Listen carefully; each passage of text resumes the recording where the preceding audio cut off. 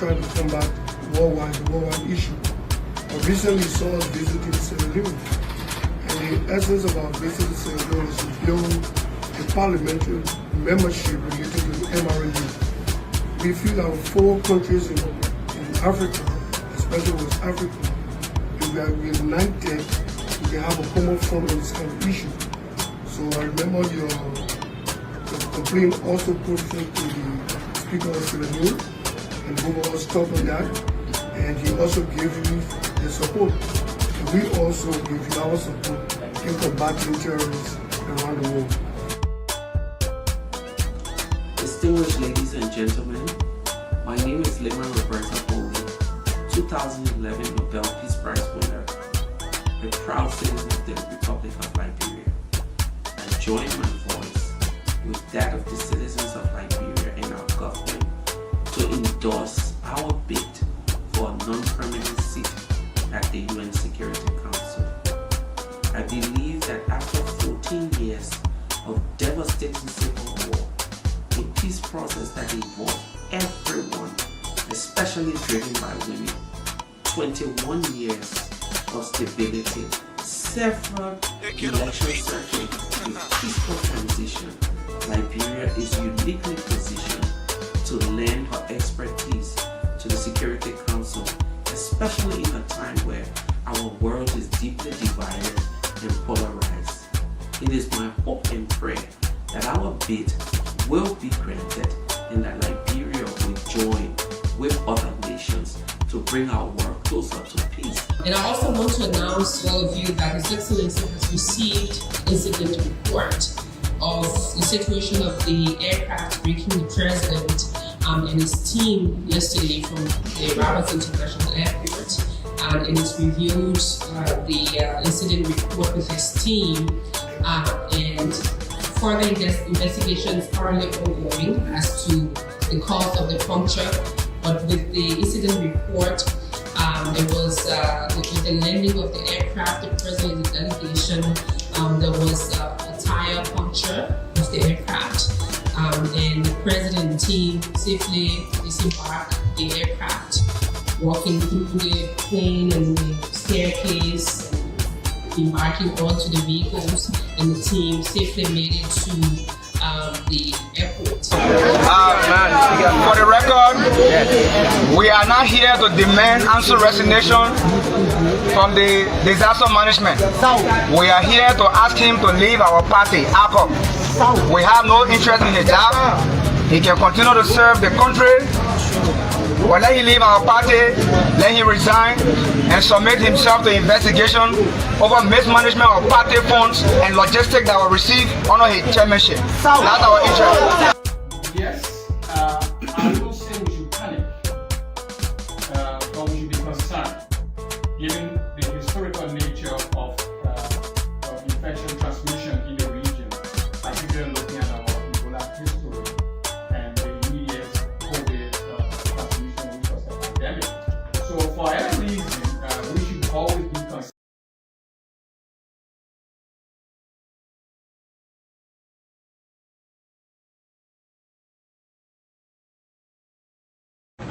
Liberia and India have had long-standing relationship as it relates to the real resource, cultural exchange, and developmental and country infrastructure.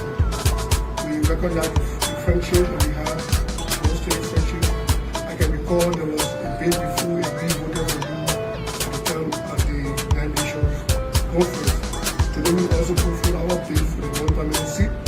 We always have acknowledged and you are in support of our bid. We also appreciate you for that. On the issue of the terrorists who are trying to combat the worldwide issue, recently saw us visiting Sierra Leone, and the essence of our visit to Sierra Leone is to build a parliamentary membership related to the MRNU. We feel our 4 countries in Africa, especially West Africa, if we are united, we can have a common front on this kind of issue. So I remember your complaint also put forth to the Speaker of Sierra Leone, and both of us talked on that, and he also gave you the support. And we also give you our support in combating terrorists around the world. Distinguished ladies and gentlemen, my name is Roberta 2011 Nobel Peace Prize winner, a proud citizen of the Republic of Liberia. I join my voice with that of the citizens of Liberia and our government to endorse our bid for a non-permanent seat at the UN Security Council. I believe that after 14 years of devastating civil war, a peace process that involved everyone, especially driven by women, 21 years of stability, several election cycles, a peaceful transition, Liberia is uniquely positioned to lend her expertise to the Security Council, especially in a time where our world is deeply divided and polarized. It is my hope and prayer that our bid will be granted and that Liberia will join with other nations to bring our work closer to peace. And I also want to announce to all of you that His Excellency has received incident report of the situation of the aircraft breaking the president and his team yesterday from the Rabat International Airport, and he's reviewed the incident report with his team, and further investigations currently ongoing as to the cause of the puncture. But with the incident report, there was with the landing of the aircraft, the president, the delegation, there was a tire puncture of the aircraft, and the president and team safely disembarked the aircraft, walking through the plane and the staircase, and embarking onto the vehicles, and the team safely made it to the airport. For the record, we are not here to demand answer resignation from the disaster management. We are here to ask him to leave our party, APOC. We have no interest in his job. He can continue to serve the country. Or let him leave our party, let him resign, and submit himself to investigation over mismanagement of party funds and logistics that were received under his chairmanship. That's our interest. Yes, I will say we should panic, but we should be concerned, given the historical nature of infection transmission in the region, particularly looking at our Ebola history and the immediate COVID transmission, which was a pandemic. So for any reason, we should always be concerned.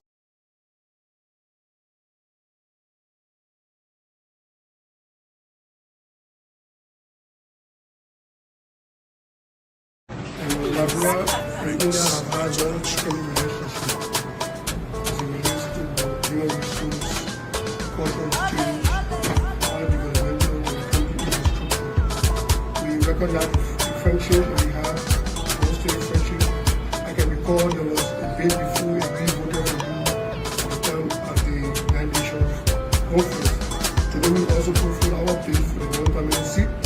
We already have acknowledged you are in support of our bid. We also appreciate it for that.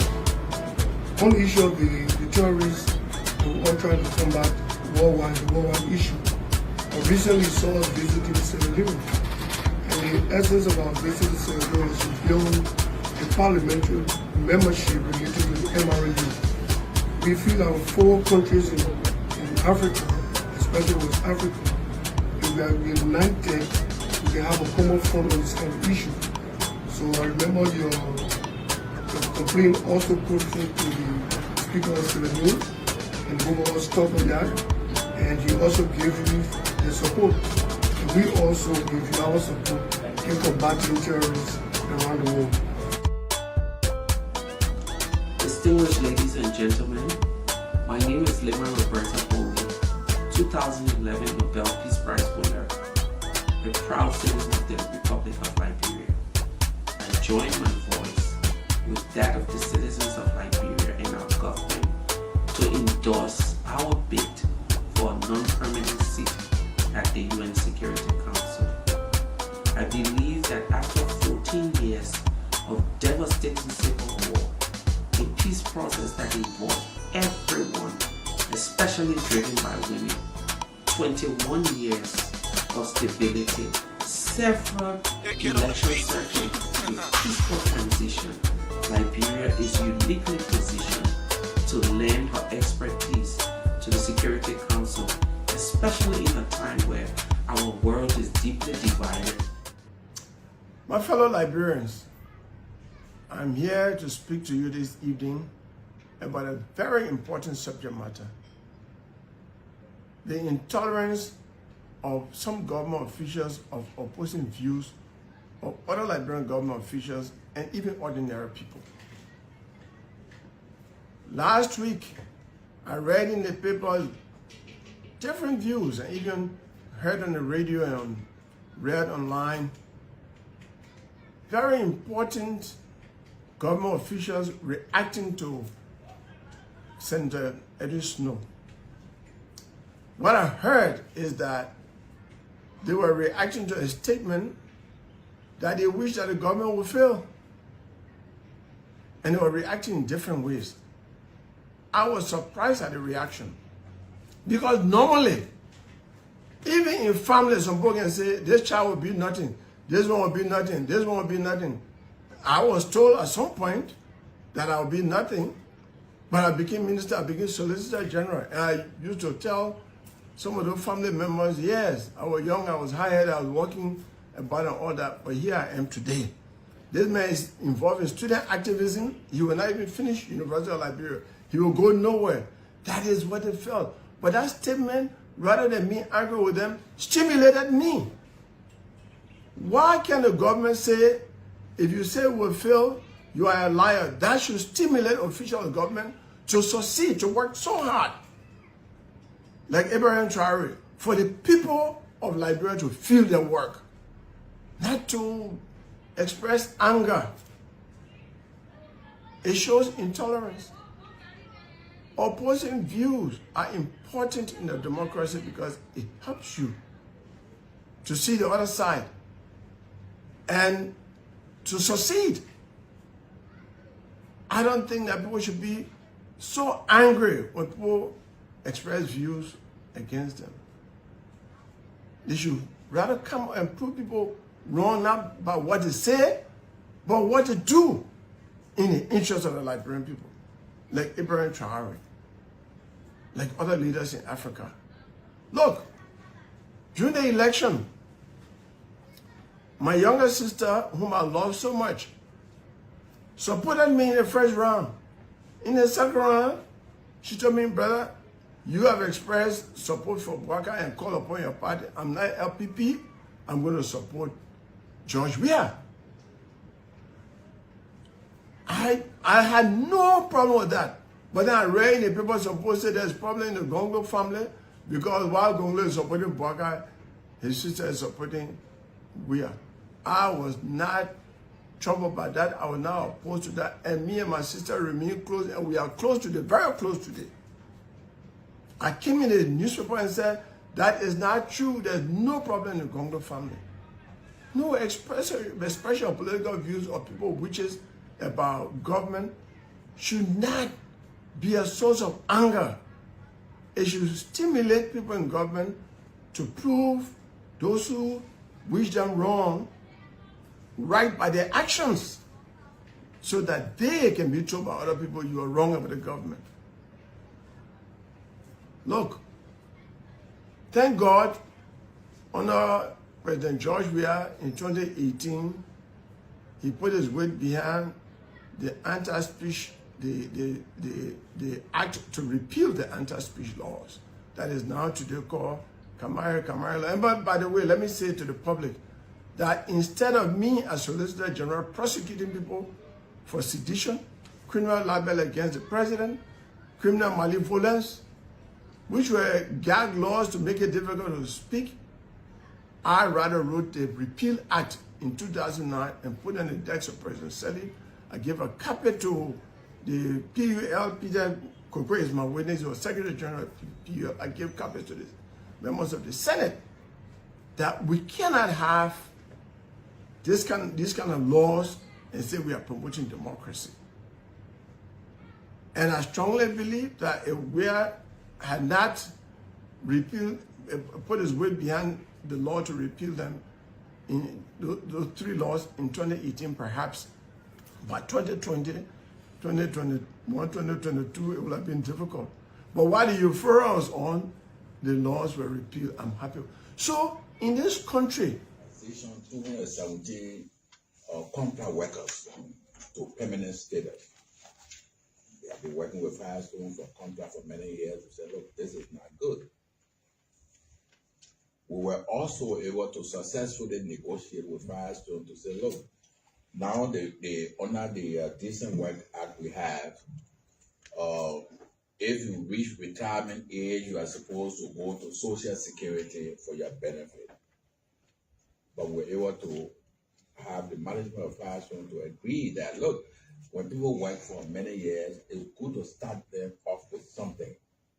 So we agree that when any Firestone workers, one the person gets retirement, reaches the retirement age and is retired, Firestone management will do 2 weeks pay for each year of service. It may not be in our law right now, but this was done through our negotiation with the Firestone management.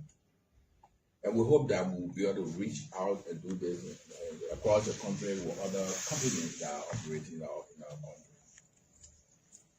But for specific day tomorrow program, that the launch we're doing tomorrow, is a prelude to it, is that we issue work permits based upon application.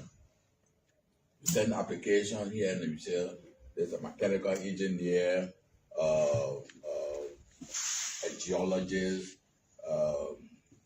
underground geologist that we have before, either the beer mountain, metal steel, all of the most of the work permits that we process are for those sectors. And sometimes there's a possibility that you tell us that you are a mechanical engineer and you receive work permit, but you might be doing something completely different than what you asked for, because we are convinced based upon the job you apply for. That's why we give you work permit. Because there's a provision under 45.1 of the Decent Work Act that the ministers but India have had a strong relationship as it relates to human resource, cultural change, and developmental and company infrastructure. We recognize the friendship that we have, long-standing friendship. I can recall there was a day before a bill voted for you at the 9 Nations conference. Today we also fulfill our bid for the one permanent seat. We always have acknowledged that you are in support of our bid. We also appreciate it for that. On the issue of the terrorists, we're all trying to combat the worldwide issue. I recently saw us visiting Sierra Leone, and the essence of our visit to Sierra Leone is to build a parliamentary membership related to the MRAU. We feel our 4 countries in Africa, especially West Africa, if we are united, we can have a common front on this kind of issue. So I remember your complaint also put forth to the Speaker of Sierra Leone, and both of us talked on that, and he also gave you the support. And we also give you our support in combating terrorists around the world.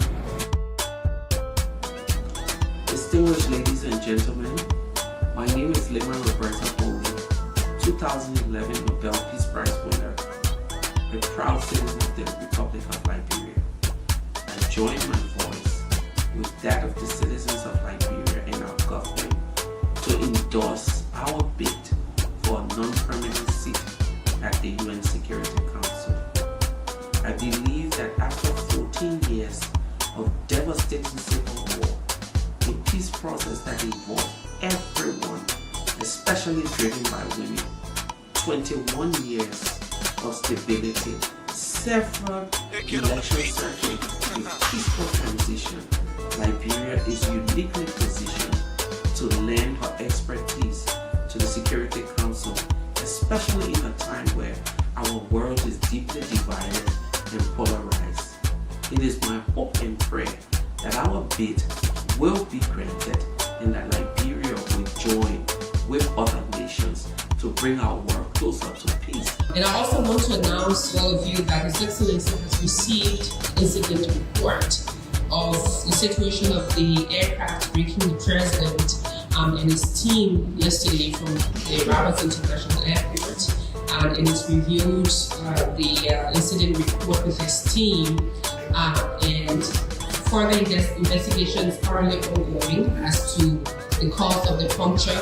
But with the incident report, it was with the landing of the aircraft, the president of the delegation, there was a tire puncture of the aircraft, and the president and team safely disembarked the aircraft, walking through the plane and the staircase, and embarking onto the vehicles, and the team safely made it to the airport. For the record, we are not here to demand answer resignation from the disaster management. We are here to ask him to leave our party, APOC. We have no interest in his job. He can continue to serve the country. But let him leave our party, let him resign, and submit himself to investigation over mismanagement of party funds and logistics that were received under his chairmanship. That's our interest. Yes, I don't say we should panic, but we should be concerned, given the historical nature of infection transmission in the region, particularly looking at our Ebola history and the immediate COVID transmission, which was a pandemic. So for any reason, we should always be concerned. Our democracy, my fellow Liberians, I'm here to speak to you this evening about a very important subject matter. The intolerance of some government officials of opposing views of other Liberian government officials and even ordinary people. Last week, I read in the papers different views and even heard on the radio and read online very important government officials reacting to Senator Eddie Snow. What I heard is that they were reacting to a statement that they wish that the government would fail. And they were reacting in different ways. I was surprised at the reaction. Because normally, even in families, some people can say, this child will be nothing, this one will be nothing, this one will be nothing. I was told at some point that I would be nothing, but I became minister, I became solicitor general. And I used to tell some of those family members, yes, I was young, I was high-headed, I was working about and all that, but here I am today. This man is involved in student activism. He will not even finish University of Liberia. He will go nowhere. That is what they felt. But that statement, rather than me angry with them, stimulated me. Why can the government say, if you say we'll fail, you are a liar? That should stimulate officials of government to succeed, to work so hard. Like Abraham Traore, for the people of Liberia to feel their work, not to express anger. It shows intolerance. Opposing views are important in a democracy because it helps you to see the other side and to succeed. I don't think that people should be so angry when people express views against them. They should rather come and prove people wrong, not about what they say, but what they do in the interest of the Liberian people, like Abraham Traore, like other leaders in Africa. Look, during the election, my younger sister, whom I love so much, supported me in the first round. In the second round, she told me, brother, you have expressed support for Bwaka and called upon your party. I'm not LPP.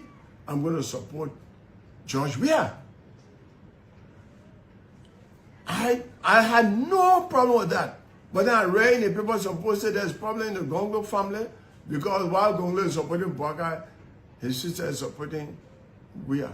I was not troubled by that. I was now opposed to that. And me and my sister remain close, and we are close today, very close today. I came in the newspaper and said, that is not true. There's no problem in the Gongo family. No expression of political views of people wishes about government should not be a source of anger.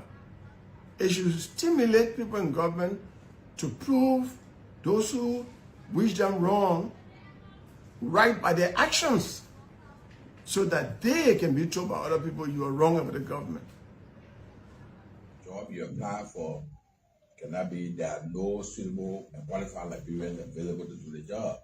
But if there are Liberians, we will definitely not grant you a work permit. Or in instances, we'll say, look, publicize the job. If no Liberian apply for it, then you come back, we'll give you your work permit. That has been the situation with us. So this time around, we have work permit out there in the hands of many other foreigners. We're going to go out to verify some of these things.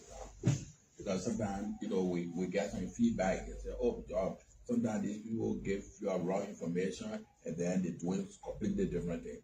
Somebody might might say they are manager of a store. And good morning, good afternoon, good evening.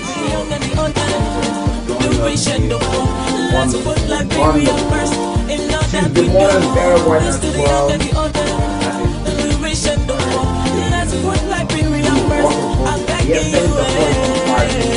God has blessed this land with natural resources. Let us use it well. From the east to the west to the north and the south, empower yourself. This glorious land of liberty shall ever be ours. It doesn't matter what tribe or race you belong.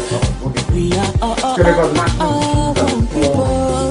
But then you can see by some men they'll give you, everybody share it, carry no time for trouble. Say it's there, the rich and the poor.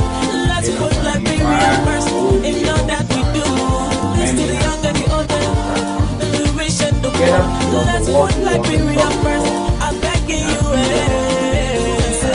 that's it, and I'm moving, I'm moving, and that's it. Everybody with your flag, join us, celebrate, raise your hands and be happy. Everybody with your flag, join us, celebrate, raise your hands and be happy. Get to your feet and fire. So move it, let's do it. All of these things.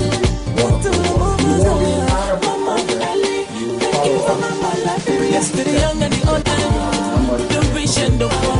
Let's put Liberia first in all that we do. This to the young and the old, the rich and the poor. Let's put Liberia first. I'm begging you. Therefore, we will all be here. We respect the views and opinions of our people, but what supersedes all of these things at the end of the day, facts, is what matters most in a country like Nigeria. Welcome. I'm Wiki Brooks again this morning. So we like to say good morning to all of you. And many thanks. Liberia is bidding for a seat at the United Nations Security Council, a non-permanent seat. Because you got 5 permanent members of the United Nations that, and the members have the power to veto. So sometimes it's difficult when some key decisions are made. You find out that you got China, you got Russia, you got France, you got America. Let's put Liberia first in all that we do. This to the young and the older, the rich and the poor. Let's put Liberia first. I'm begging you. God has blessed this land with natural resources, yeah. Let us use it well. From the east to the west to the north and the south, empower yourself, This glorious land of liberty shall ever be ours, It doesn't matter what tribe or race you belong. We are all to foster peace and democracy, that the folks do not suffer. This to the young and the old. There are a lot of other folks who have gone. Liberia being a founding member of the United Nations, Liberia have set a standard of working record. And following that, there are a lot of countries in the 50s, the 60s got independent around the world. And so Liberia now is bidding for a seat at the United Nations Security Council in non-permanency, though they do not have all of the privileges that the permanent member have, but yet they can work in the interest of countries that will support them in resolving matters and have best improving the lives of the people, and behind the scene talk to some of the permanent members that things can get done. But we need it. We've been away for a long period of time and we want to stamp our presence and love Liberia. Whether you can see, by some men they'll give you, yeah. Everybody share it, carry no time for trouble. Let's say it's there. Duration the poor. Let's put Liberia first in all that we do. This to the young and the older. Duration the poor. Let's put Liberia first. I'm begging you,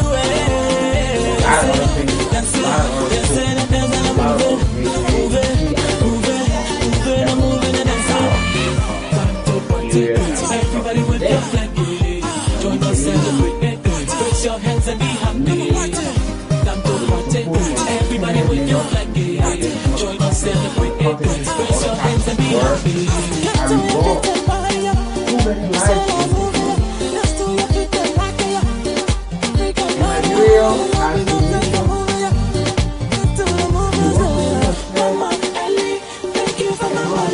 Yes, to the young and the old. Duration the poor. Let's put Liberia first. In all that we do. Yes, to the young and the old. Duration the poor. Let's put Liberia first. I'm begging you. Liberia is great. This nation is great. And this nation have had a lot of great people as well. This nation, so historical, and they have been able to produce some of the few that others are still thinking how to get them in. Like the former president, everybody been talking, we've been talking. It showed the sign of unity. It showed that we can be divided. We can have all of our political disagreement or religious or regional, whatever. But when it comes to national interest, when we put hands together, it brings about unity. It tells us where we are getting. As a people. Liberians are voicing up permanent citizen, eminent citizen, both phone and bar, are giving support for Liberia to see how best we can have this, and it's going to be a very good record for us. We have the time to sit with permanent members and benefit from them, and a whole lot of things will take place. We can help to resolve some of the conflicts that we see all around us. There are a lot of military coups. There are a lot of military conflicts. We ourselves experienced it before. And it took other member states, from ECOWAS, from the United Nations, from AU, to get us where we are today, and the help of a lot of Liberians who thought that, look, there was no need of us fighting continuously.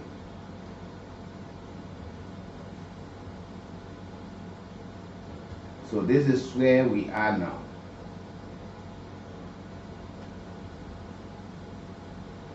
This is where we are. And we're saying that our former president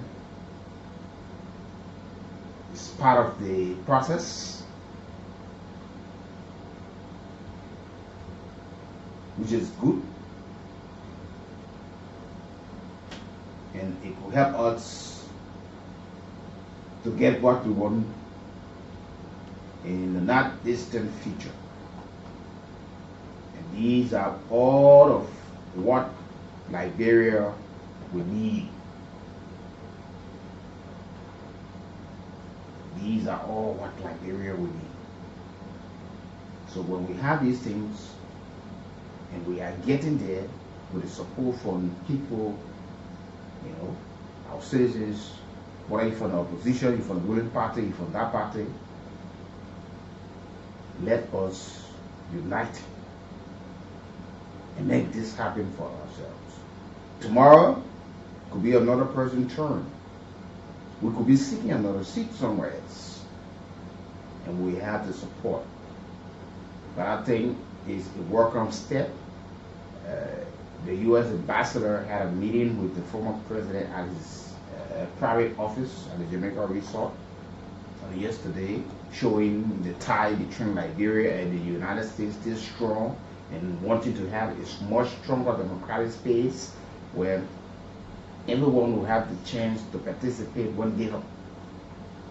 And these are some of the things that we spoke about continuously yesterday and today, and gradually trying to yield fruits. But at times, oh, you see something being bad. No. The former president is a man of peace. Former President Ellen Johnson also supporting the process. Nobel laureate again too, Lyman Bowie. And you listen to all of officials voicing all Liberia support because it got this better picture and image for our country. That at least among the non-permanent members of the United Nations or permanent member of the Security Council, we can have the time to talk.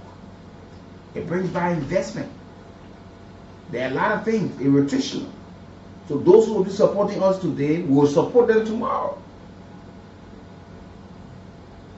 It is a 2-year term. In that 2 years, there are things we can do.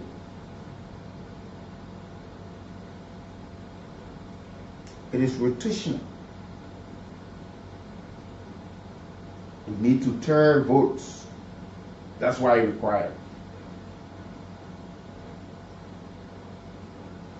Though we don't have the right to veto any resolution for the Security Council, but we can hang around. In the words of Denzel Washington, you hang around the barber shop for a long time, you can just get a haircut.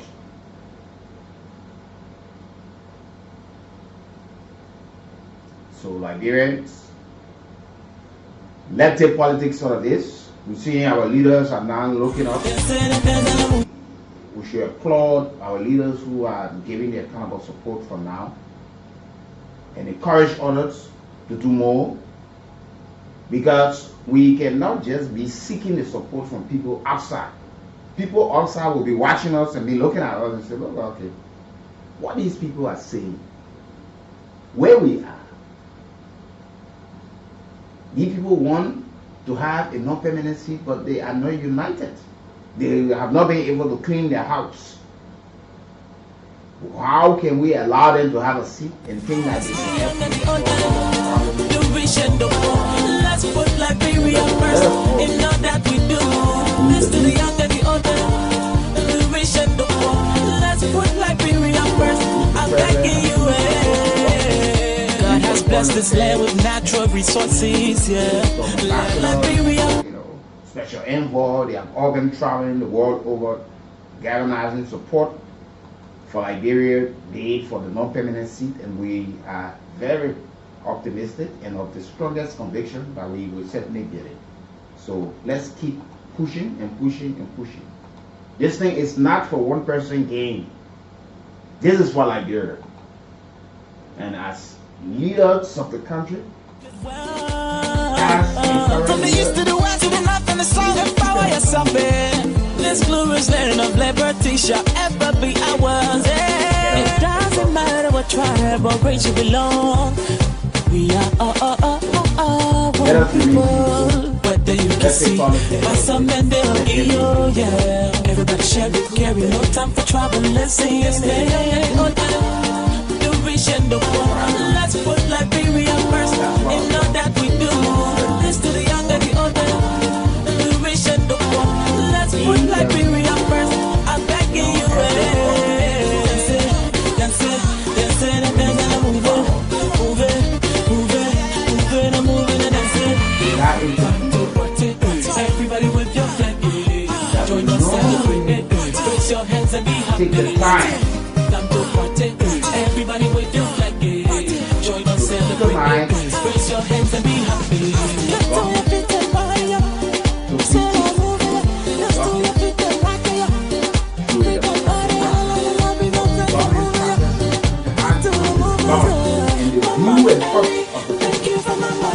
Yes, to the young and the old, the rich and the poor.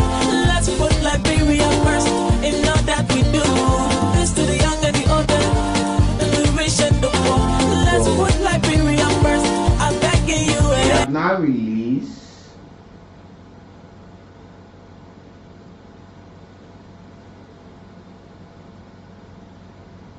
the Afrobarometer for Liberia under the Unity Party-led government. There are a lot of things since they took power, and Liberians are divided on the Unity Party-led government, governing 60. You know,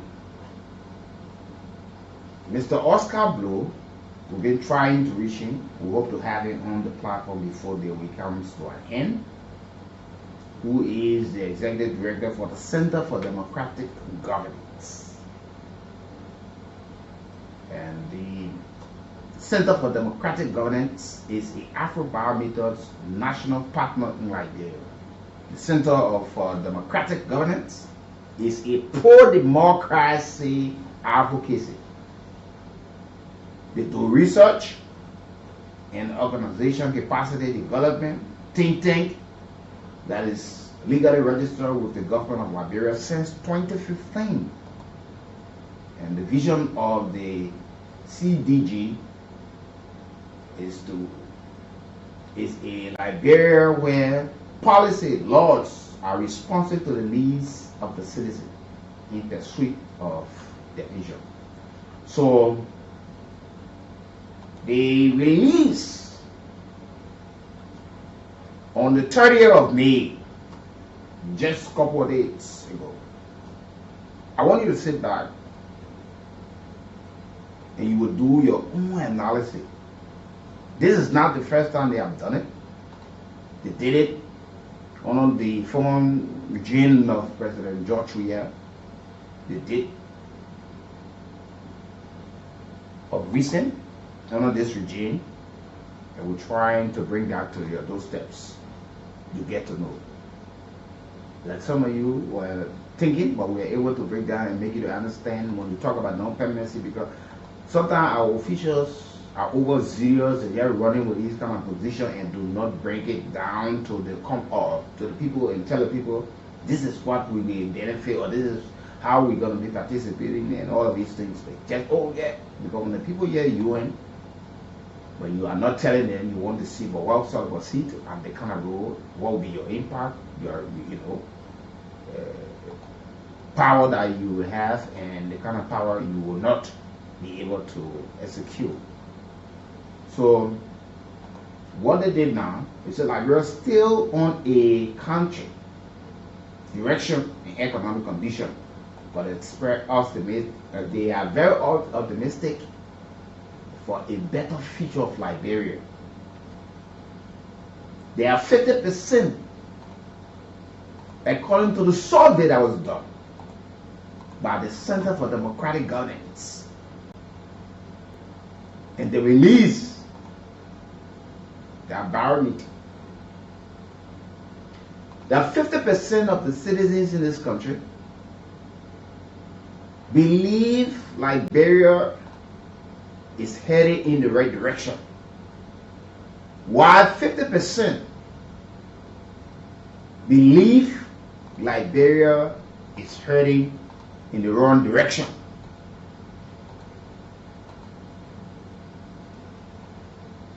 So they are divided in this process. And I will give you the report what it says. It says Liberians are divided in their assessment of the country's overall direction and the economy. But a majority remain hopeful that the economy will improve in the coming year. The latest Afrobarometer survey shows that majority of Liberians also hopeful the economy will do better in the coming year, meaning next year. They are very hopeful, and that's what the survey says. Let's put Liberia first in all that we do. This to the young and the older, the rich and the poor. Let's put Liberia first. I'm begging you. God has blessed this land with natural resources. Yeah, let us use it well. From the east to the west to the north and the south, empower yourself. This glorious land of liberty shall ever be ours. It doesn't matter what tribe or race you belong. We are one people. Whether you can see by some men they'll give you, yeah. Everybody share it, carry no time for trouble. Let's sing his name. The rich and the poor. Let's put Liberia first in all that we do. This to the young and the older, the rich and the poor. Let's put Liberia first. I'm begging you, dance it, move it,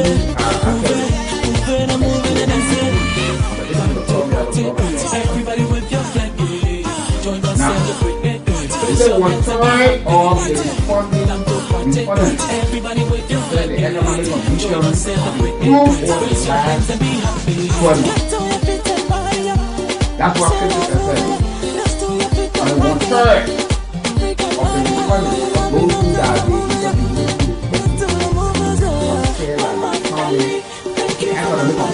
Yes, to the young and the old, the rich and the poor. Let's put Liberia first in all that we do.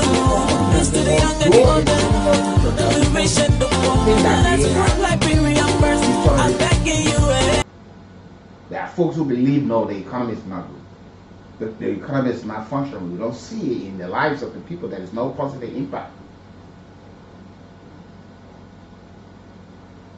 Now, 4 in 10 Liberians report having better personal living conditions than a year ago,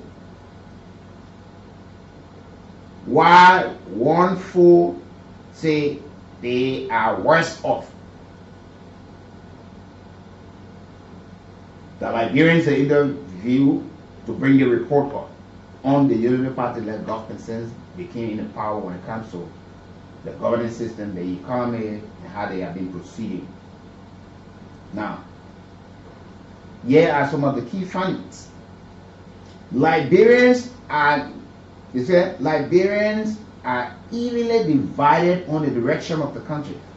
We have, which is 50%, saying the country is going in the right direction, and the other half, 50%, say it is going in the wrong direction, the figure.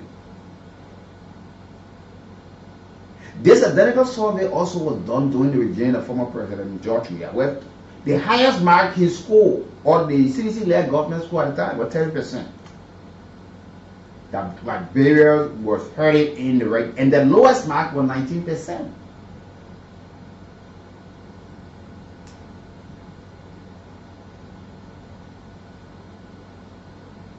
The assessment done of recently have risen by 25% compared to 2022.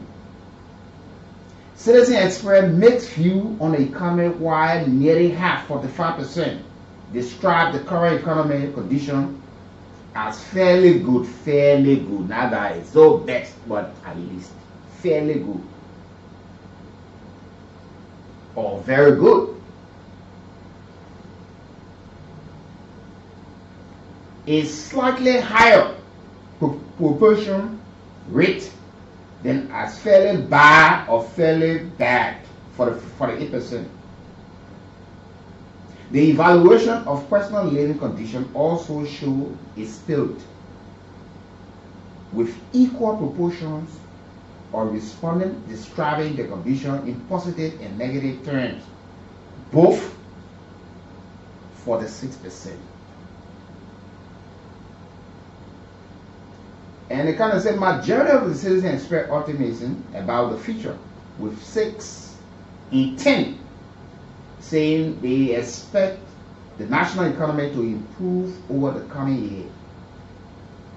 Then you got 4 in 10, 41%, say their personal living condition have improved over the past year, while 1/3, which is 33%, 1/3 say the economic condition are better or much better under the Unity Party-led government. So,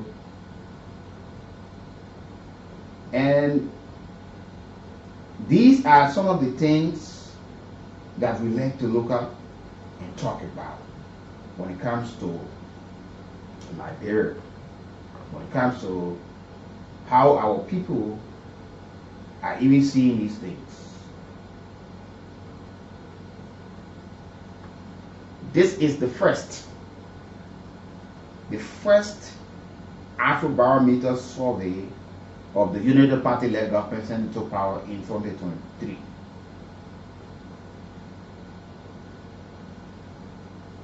And it said the overall progress of the country under the Unity Party-led government, that's what we're picturing now, the overall progress.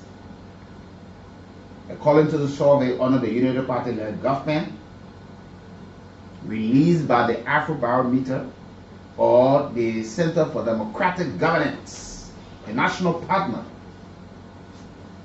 they are now reporting that 50% of Liberians say the country is heading in the right direction, while 50% say it is heading in the wrong direction. Equal, right there. 50% say no, the country is now doing better. 50% saying the country is doing better. But they are very optimistic that in the coming year, things will even improve. While there are some who believe that it will not get better. Now, in 2022, a similar report released noted that 25% of Liberians said that the country was going in the right direction, while 74% said it was heading in the wrong direction. You will do your own competitive analysis. In 2022, after the survey was conducted again by the same very institution, 25% of Liberians said the country was heading in the right direction and things were better, while 74% said no. The countries were heading in the wrong direction. Things were bad. I did not write the report. I did not conduct the survey. So when you're calling little leaping out of it, I'm only bringing it to your doorsteps in your offices, your vehicles, wherever you are, and you make your own assessment. Whether this is something that we can see and say, yeah, it was fairly done. Now, the highest percentage of people saying the country were progressing in the right direction during the CDC-led government or the CDC administration were 30%. That was the highest mark the CDC-led government scored. 30% of the people in the country said the country were going in the right direction. And in 2018 was the lowest, with 19% in 2020. After the election. And according to the report, 48% of the people described the current economy. 48% of Liberians, those the survey took, the respondents, 48% of the people describe the current economic condition as fairly bad or very bad. 48%. That's the economic we told now. The 50% of people saying the country is in the right direction is the or you know, put all of these things together. And you got another 50% who say no, the country is not heading. But when it comes to the economy, there are 48% of the people in this country who have described the economy, the economic condition, as fairly bad or very bad. While 45% of the people say the economic condition are very good or fairly good. However, 61% express optimism that the economy will improve over the coming year. Why it's true that people saying it's fairly bad or it's not good, opposite no, it's good. But on the overall, 61% of the folk believe and they see the prospect that the economy will do good in the coming year. And the folks also went on, they describe the personal living condition, and where there was some who said there was a tie where 46% each said fairly bad, very bad, or fairly good, or very good.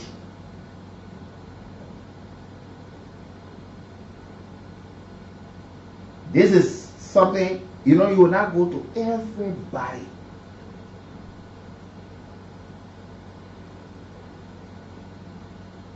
You will not go to everybody to ask them these things. But these are Liberians. These are people who can see. These are people who can feel for you and myself. These are people who, the condition you're in, the condition you're in. Some of these people are in those very same conditions. So the survey was carried out and across Liberia between July 30th to August 21, 2024. So in that period, but they are looking at the economy to improve in the coming year, whether in this year or next year, but they are hopeful. Because you see, when our folks are campaigning, these are some of the things they massively campaign on. These are some of the things they make sure to show to Liberia. Tell the Liberian people, oh, we'll make sure that things will be good. The economy will be good. Everything gonna be better. Better health delivery system, the school will be better. And we'll talk all these things. When they get to power, it's something else. You find Liberians complaining on these things, wanting to have a better country. That we do not just sit, watch, but must be key actors in whatever that shift the country in the direction that we all want it to go. All of the political parties will campaign and tell you the right thing. They will tell you the reason why they want to stir the affairs of the country. It's for the country to do good. It's for the country to be better. And your lives should improve. They will tell you about agriculture, that we will not rely on the importation of rice in Liberia or staple food. The economy will do well. We will empower our farmers. All of these things, farm to market rule, people will have access to go to the leaf farm, you know. get the potato, bring the pepper, the bitter gourd, the rice, cassava, plenty, edit, and bring it to time, sell it, feed the family, and can improve their lives. Teach all your money you will receive good salary benefits. Our security will be better. You will not have to walk in the streets and looking up your shoulder, wanting to be your own security. There will be better security provided for the people. And when people hear these things, and these are things that people want. Nobody wants to go to work or decide to go sit somewhere for late entertainment and be worrying about the time that when he or she leaves will be attacked in the process, robbed. Nobody wants to say, when I go to the nearby police station, lack of stationery, they ask me to go buy my own sheets, pen, where we are keeping suspects in holding cells or in major correctional centers across Liberia, and we can't feed them. They depend on the families. If the family at times have gotten so tired, worried, and don't bother to go there, they eat. Probably when another inmate, relatives or friends bring food.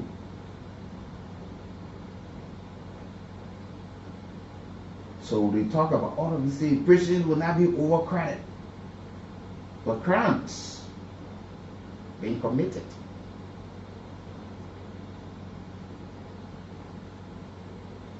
This is a report on the Unity Party-led government. How do you see it? That 50% of Liberians believe that the country is heading in the right direction, while 50% also believe the country is also heading in the wrong direction. But according to the survey, this survey shows that Liberians are more optimistic that the country will improve, things will be better than the survey that was conducted a few years ago under the CDC administration. That 30% of the people believe that the country was heading in the right direction, while 74% also thought that it was not there. And there were another group of people who share the numbers too, that no, we can't do this. And this is where we now find ourselves.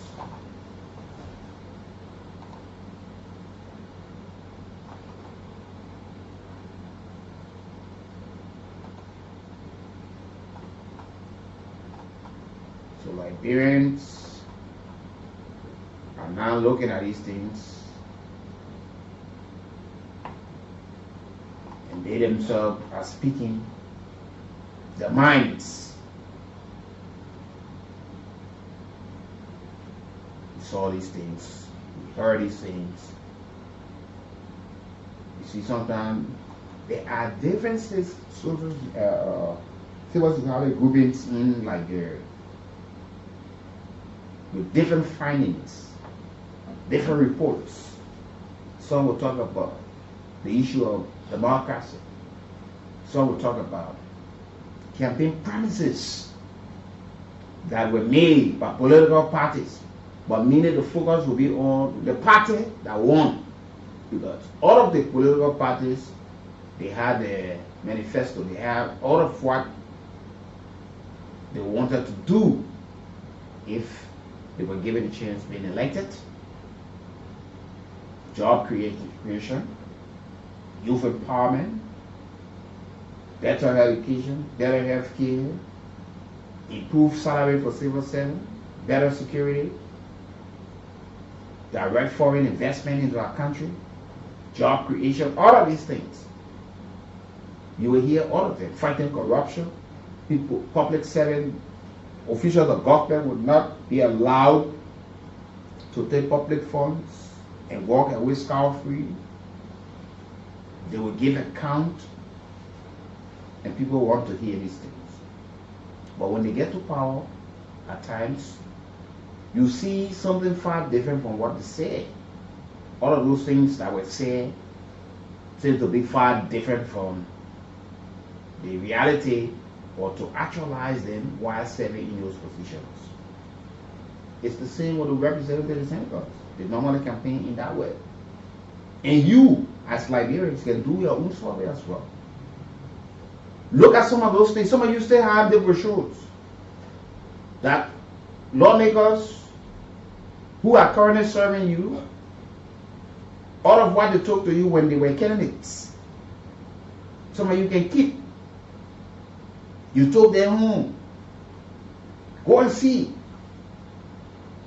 This honorable person said, in the first 1 year, this is what they were going to do. This is what the senator said. This is what the representative said. Fortunately for them, they got the seat. Let's look at what they are doing with what they say on paper. You go there. Somebody will tell you the macro loan to market women. Then you try to check on why these things are actually taking place. You go to market. You speak to some of the marketers. Look for the market superintendent. Speak to community leaders. This lawmakers, look, sometimes you can do your own survey. That when you argue with some of these things on these people, they will have nothing to say. And you hold their feet to the fire. Those are social agreement based on these things. That's why they are elected. That's why people stood in the rain and the sun of this government. To have them elected. People tell them when the Unity Party first and they turned on former President John Salih.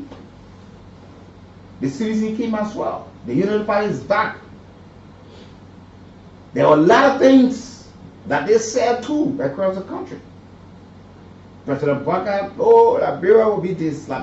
Is he doing it? You, not just to sit there and don't do your own survey or to critically investigate and say, no, the police doing nothing there. You know, everybody will not enjoy at the same time in the country, trust me.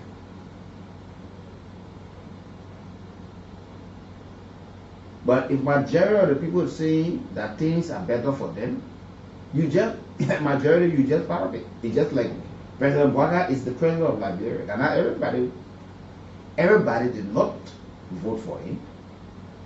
But whether you like it or not, he's the father of the nation. Everybody did not vote for former President Lotria. But whether you like it or not, by then, he was the president of the country, the father of the nation. That's just how it is.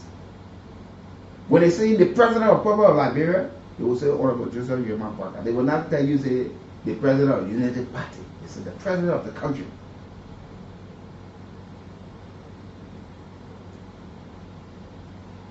So we need to look at all of these things.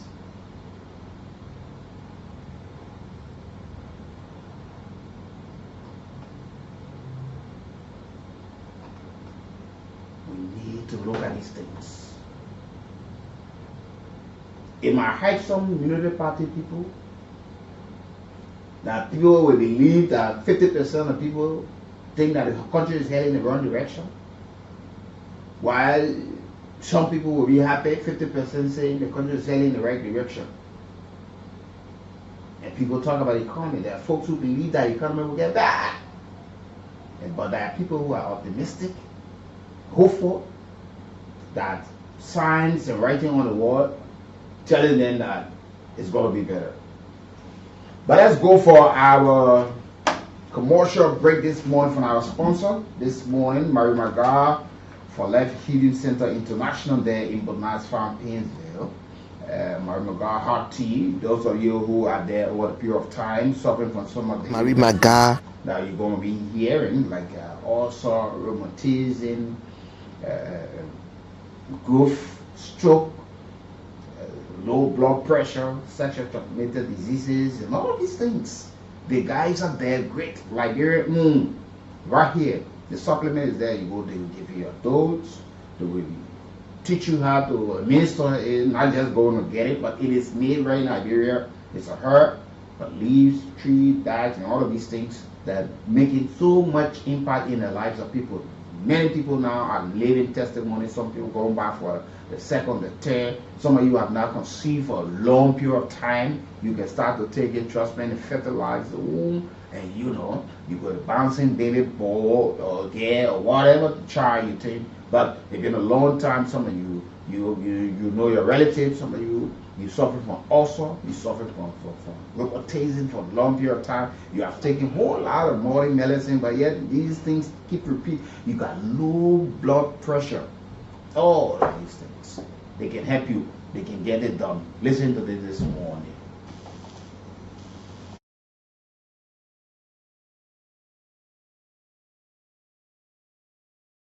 Living happily. My name is Zizi Galima. Okay. I live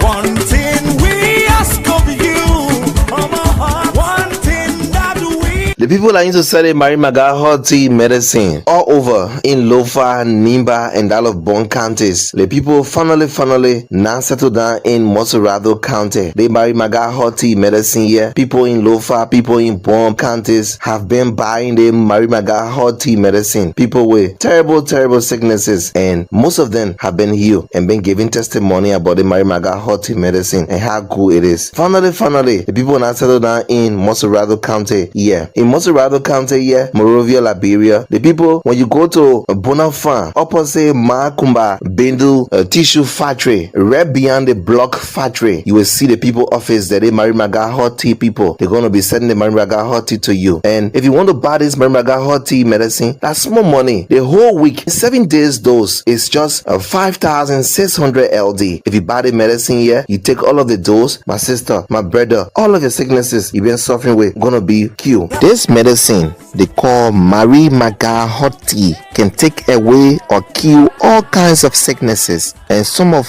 the sicknesses that the Marimaga hot tea medicine can kill are typhoid fever. Every time you're feeling cold in your body, you're feeling sick, infection, stomach complaint. Every day you complaining with your stomach. You say my stomach hurting, my mom my stomach hurting, my wife my stomach hurting. Even women that cannot see their period, the medicine they call Marimaga hot tea can solve it. A sexual weakness, you can't do your homework go, you come from working or you go somewhere, you come back home, you can't do your homework go. Your woman tells you say bad limit man, sexual weakness in both men and women. They Marimaga hot tea, they can kill it. Numbness in the body, eye problem. Every time you complain with your eye, you can't see clear. The Marimaga hot tea can solve it. It can cure it. Also, every time you complain with your stomach boiling, you can't eat pepper, you can't eat this one. Also, the Marimaga hot tea can solve it. It can cure it. Rheumatism, back pain. Every time you complain with your back, my back hurting, pain in my back. Marimaga hot tea medicine can cure it. Diabetes, the sugar problem. This Marimaga hot tea can cure it. Skin disease and many more. Marimaga hot tea medicine can cure all these problems. Here are some of the testimonies of people that Marimaga hot tea medicine has cured, and today they are free and living happily. My name is Zizi Galima. Okay. I live in Kolahu, Kobasile, Kisi. This medicine have done well for me from Monday to this Monday, making it 1 week. Okay. The first of all, typhoid have been disturbing me. That even it have taken me more than 5 years. I don't take back with cold water, but this medicine makes the way I sweat, the heat coming on fire. I take back with cold water, and I'm fine in the body.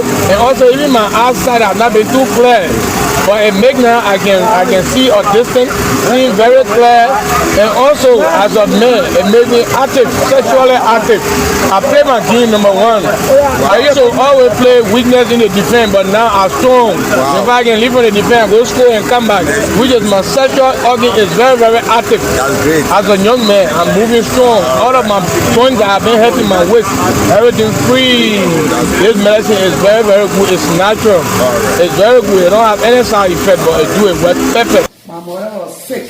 I've been spending money from hospital to hospital, but that time she almost died. Me send for my people and they keep. And when I hear the news over here, I have brought her. Well, I tell God, thank you. She well. And even my auntie, they call Yene. She was saying she was not working good. She was in the same church. And when I told her, people coming here, they need testimony. All right. So they medicine. And that's what we're supposed to play with. Even my mother got testimony because she was not working, she was not talking. But they did test when people see what I want to do, every time people only come here for their medicine. Okay. So their medicine, but they're doing well. My oh my girl, she was not working. Our baby in your house. She was not coming outside, but now she got washed, she go in the bathroom, she did for herself. She was not ever asking people. I was Then I gave it a badge and it's you get a go out. But I'm call about Yava, can I? Okay. now I studied in the for away you. Can I hang on the little food? Now can no mama, can no mama, can no mama. I can no mama. Mama can. Oh, mama, I can no mama. Well, I was suffering for 7 years, going up and down, no way. When I heard about you, I go to Foya about the medicine from buying this medicine. I'm feeling healthy than the way I was before. So my people who listening to me, the medicine, the good medicine, that make me to be alive today, got the first, second this medicine. So what kinds of sickness you are suffering from? Our foot problem. Foot? Yes, my foot problem. Okay. How long that was Hamburg? You said 7 years, right? 7 years. Okay, thank you. You are welcome. I'm well now. Rush now and buy this medicine, Marie Maga Hot Tea, for small money. The Marie Maga Hot Tea medicine is sold for $350 $. The whole week, 7 days dose is just 5,600 LD. In Moserado County here, Monrovia, Liberia, the people, when you go to Bonafan, opposite Makumba, Bendu Tissue Factory, right beyond the block factory, you will see the people office that they Marie Maga Hot Tea people. They're going to be sending the Marie Maga Hot Tea to you. For more information, you can call the following numbers: 0777 444 591, 0770 913361 and 0776 369805. And if you want to buy this Marie Maga Hot Tea medicine, that's small money. The whole week, 7 days dose is just 5,600 LD. If you buy the medicine here, you take all of the dose, my sister, my brother, all of the sicknesses you've been suffering with gonna be cured. And so rush now and you will live happily.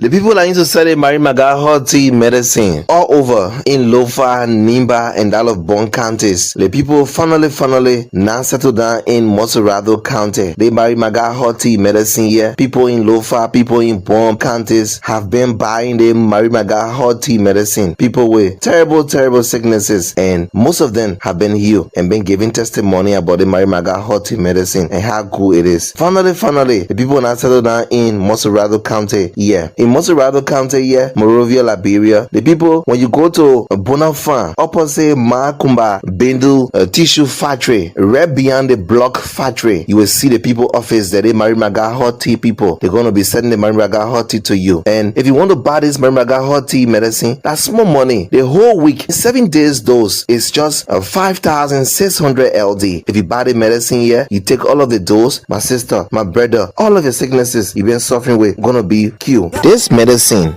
they call Marie Maga Hot Tea can take away or kill all kinds of sicknesses, and some of the sicknesses that the Marie Maga Hot Tea medicine can kill are typhoid fever. Every time you're feeling cold in your body, you're feeling sick, infection, stomach complaint. Every day you complaining with your stomach. You say my stomach hurting, my mom my stomach hurting, my wife my stomach hurting.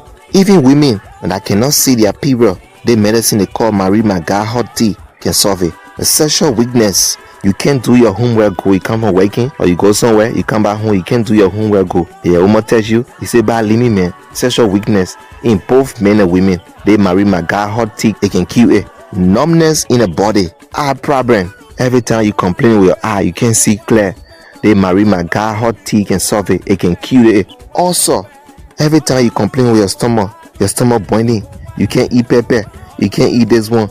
Also, the Marie Maga Hot Tea can solve it. It can cure it. Rheumatism, back pain. Every time you complain with your back, my back hurting, pain in my back, Marie Maga Hot Tea medicine can cure it. Diabetes, the sugar problem, this Marie Maga Hot Tea can cure it. Skin disease and many more. Marie Maga Hot Tea medicine can cure all these problems. Here are some of the testimonies of people that Mary Maga hot tea medicine has killed, and today they are free and living happily. My name is Zizi Galima. Okay. I live in Kolahu, Kobasile, Kisi. This medicine have done well for me from Monday to this Monday, making it 1 week. Okay. The first of all, Kafo have been disturbing me.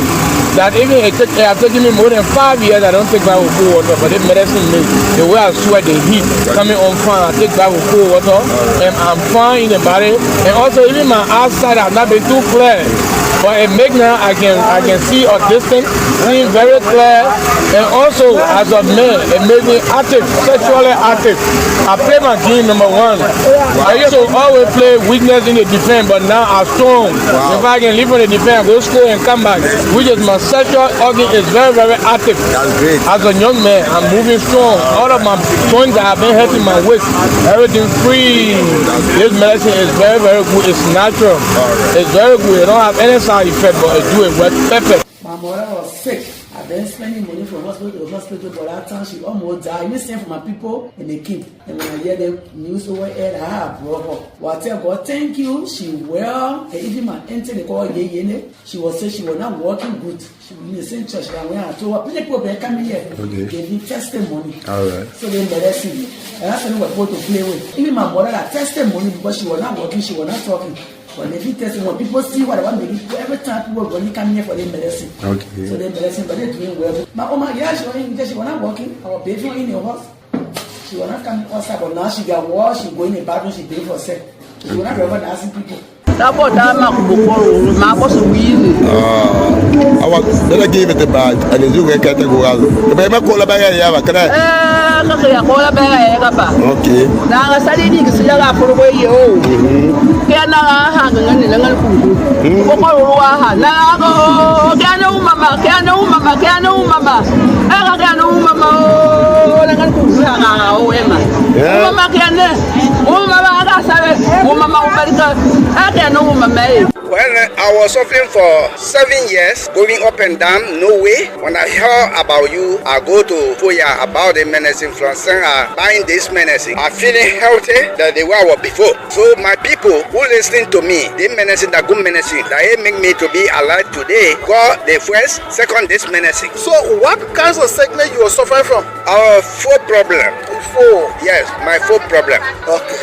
How long that was Hamburg? You said 7 years, right? 7 years. Okay, thank you. You are welcome. I'm well now. Rush now and buy this medicine, Mary Maga hot tea, for small money. The Mary Maga hot tea medicine is sold for $350 $. The whole week, 7 days dose is just 5,600 LD. In Moserado County here, Monrovia, Liberia, the people, when you go to Bonafan, opposite Makumba, Bendu Tissue Factory, right beyond the block factory, you will see the people office that they Mary Maga hot tea people. They're going to be sending the Mary Maga hot tea to you. For more information, you can call the following numbers: 0777 444 591, 0770 913361, and 0776 36 9805. And if you want to buy this Mary Maga hot tea medicine, that's small money. The whole week, 7 days dose is just 5,600 LD. If you buy the medicine here, you take all of the dose, my sister, my brother, all of your sicknesses you've been suffering with gonna be cured. So rush now and you will live happily.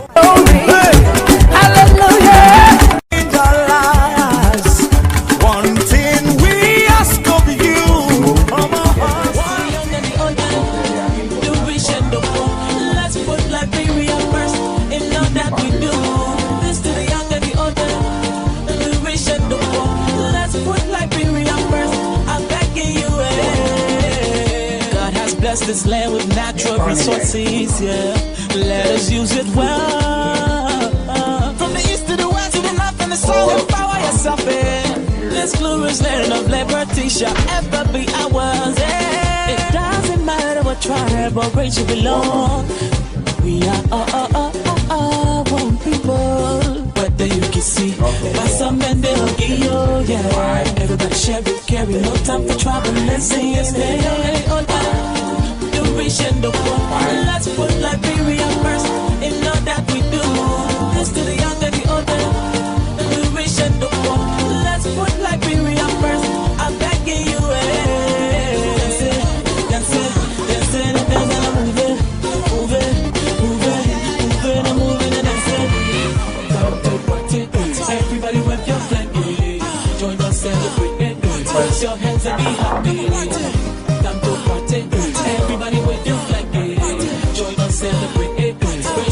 to be happy. Get to your feet and party.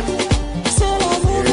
Let's do your feet and party. On the issue of progress of the government. Thank you for my life. Yes to the young and the old. The rich and the poor. Let's put Liberia first in all that we do. This to the young and the old. The rich and the poor. Let's put Liberia first. I'm begging you. Indeed, it will be better for them. That things will be better in the coming days or in the coming year. But this is much higher than what was done. So the Afrobarometer survey of the overall progress of the country under the leadership of the party-led government was released on the 30th of May. It reported that 50% of Liberians believe that the country is heading in the right direction, while 50% say it's heading in the wrong direction. I think the Unity Party government should see this as a means of changing the narratives. Because 50% of the people believe that you are not doing right, while 50% believe that you are proceeding rightly. And this is far better than in 2022 when the survey was also conducted under the CDC-led administration. And the report by them said that 25% of Liberians said that the country was going in the right direction, while 74% said it was heading in the wrong direction. So you have more people who believe that the CDC-led government was heading in the wrong direction than the people who thought that they were heading in the right direction. Today, you got 50% of the people believe and 50% of the people do not believe. So it is dependent upon you now to see it and work on it. But sometimes these reports are taken and the report was made by opposition. Because when government in position, normally they don't love or to have that political skin to accept some of these things and say, look, we have to work on it. And it must be worked on. Because you live without criticism, everybody's there hearing you, and sometimes they make you feel infallible, that you can make mistakes, and you're on the right track. And all of these things, we will overlook it, but these things are always good for us. People are making some of these things. Good morning, Pastor. Good morning, and a pleasant welcome to the Liberian people. It's great to sit down and listen to the conversation, certainly in the morning time. It's a worthwhile one, and we want to encourage you all to share the video. And we are on YouTube, we're on Facebook, and we're on online. You can also afford others the opportunity to listen and get informed. You know, it's important. The Afrobarometer survey has been a regular process over time. And like I mentioned earlier on, these reports are very much necessary, especially where it's sponsored by our partners, sponsored by Liberians, sponsored by international partners, all that show how important it is and should serve as a guide for the government. I can recall during the past regime when this survey was placed up, there were a lot of criticism that came up. A lot of folks would see the power, the cycle of the power sets was political. And it was just intended to tarnish or tint the image of the government at the time. And the government had made a lot of immense progress just within a very short period. But to see such a survey coming up, and also there's a process where Liberians, they are asked individually. It's a survey that's conducted. There are questionnaires, how Liberians see the government, the workings of the government within a given period. And they gave their individual opinion. It is not a group sitting at one place and say, oh yeah, we say, yeah, we the group under this banner say that this is how we feel. No, those are individual opinions. They are feeling how they see, how they perceive the government over time. And male, female, they are all interacted with, and they give this perspective upon with their government. And government should see this. Because at most, you see some of the folks into the cycle of government, if care not taken, they attempted to buy into the reports, say yes, we're doing better, and they go down to relax and see that they have done something well, almost like a student who have, after a test with a very high marks, say, I've done it now, I'm going to go relax. No, it is a wake-up call for you. It is a call to show you that, or to bring you to attention that Liberian people are following you. They know your workings. They see what you are doing. And this is coming from individual issues. It's not coming from the president holistically. Because Liberian will be able to give that perspective onto how a ministry and agency works, the impact they feel, and how they see it to be. The importance of those institutions, their workings. And you know, most of the times I see, after following this Afrobarometer report, I see that one of the issues that really made Liberians, on the other hand with this, is that ambassador, the lack of education, awareness, information sharing. There are some institutions in this country that Liberians don't even know that they exist. Don't even know their function. Remember the last time we were talking with the folks there from the full assistance program. People only see the mutual education doing this thing. People see relief programs coming up for disadvantaged folks, physical challenge, visually impaired. Like earlier on this morning, we had to provide the education free of charge. Of which we expected people to be doing this in a long time. Yeah. We like we're bidding for the non-permanent seat. You're not telling the people what it requires. Yeah. You're not telling the people when you are on this seat what will be your function. You know, the kind of influence on what you will have, what kind of decision you will be having.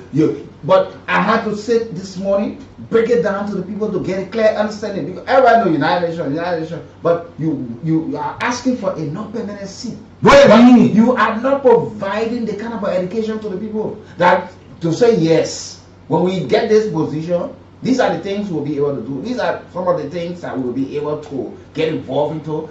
The time, 2 years.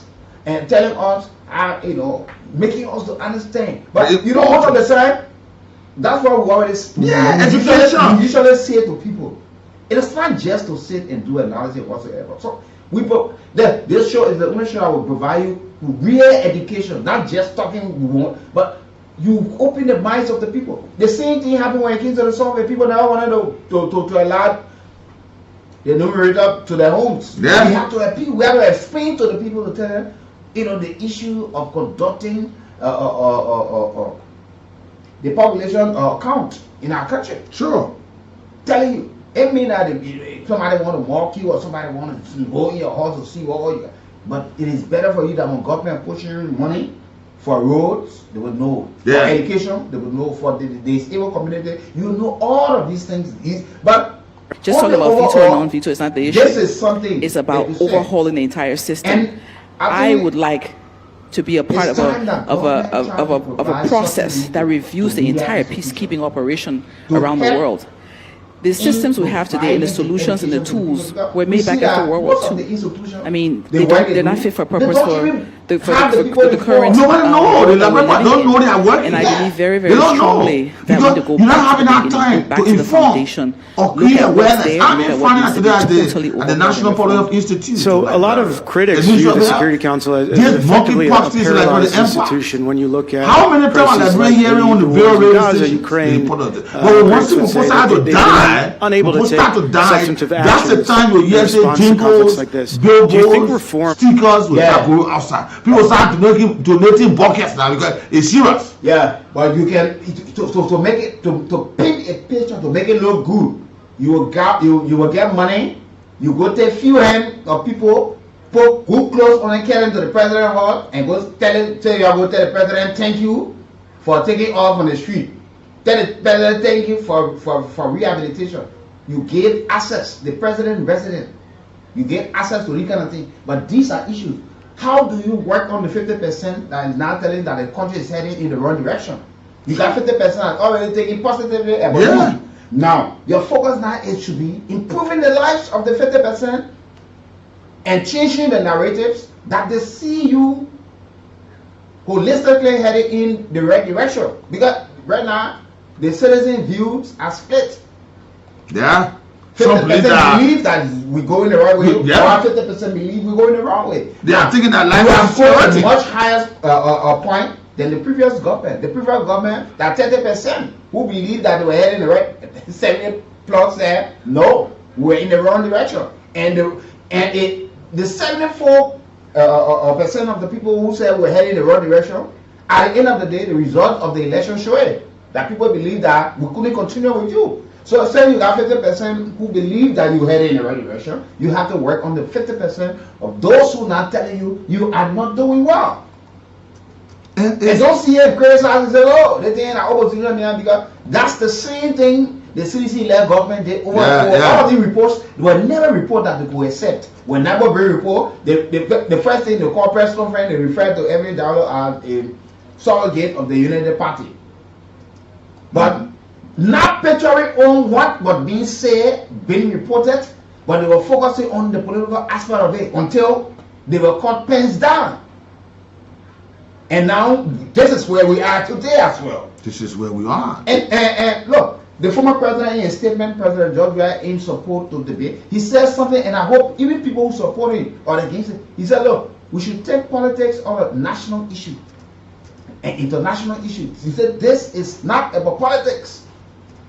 Because somebody just said, oh, the man will not go there. You got to disrespect the man. He has already demystified such thinking, and you should be grateful. He has said, the former president had a meeting with the U.S. ambassador yesterday at his private office. True. See, so this is important. And this is important. And I told you that the communication I received yesterday from Cyrus Mapley. Cyrus himself called me, challenging me, and you know. And he used words that I can't even mention. But I was so much astonished. Yes, or surprised. Here's the point. Officially, we'll communicate with the president. Because we ourselves, we have access to him, unrestricted access. It's not bribe. For Cyrus to call me instead of insult, that he is like Charles Taylor, he has suffered a lot, and nobody can bring it down. Who want to bring it down? But you should go to the social media and see people that are close to the president that are currently condemning that act of going to the president's residence in such form and manner. But he don't know where he's going to cause him tomorrow. You tell the president they finish rehabilitating the people, now they need skill training. So your duty, it doesn't fall within your duty. It is just about taking people from the street and rehabilitating and then the next day see them going back. So if they close, you get them. If you don't get them close tomorrow, they go back to being dirty or so good life. Then folks say anything you call, you start to insult. I was very much surprised in my entire life with that young man, with the kind of words he was using. And I asked him, are you the one saying these things? He said, yes. And he was sleeping, somebody called him that was discussing him on the radio. Eh? You want to get in the public space and don't want people to critique your workings? These are some of the things. If today Liberians are asked, how much they fight against drugs, illicit substances in this country, how much of an effort the government has made? And that falls just within your line.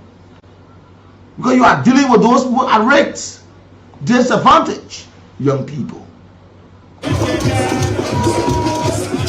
When you listen to the last time, the former vice president critiquing this government, she said it. She said a lot of great things and mentioned that the government, upon the matter which they came to power with this major campaign of drugs and made it look like the former government was the one bringing drugs into the country, have made no effort or not much effort that the Liberians can see or feel the impact into this thing or the impact.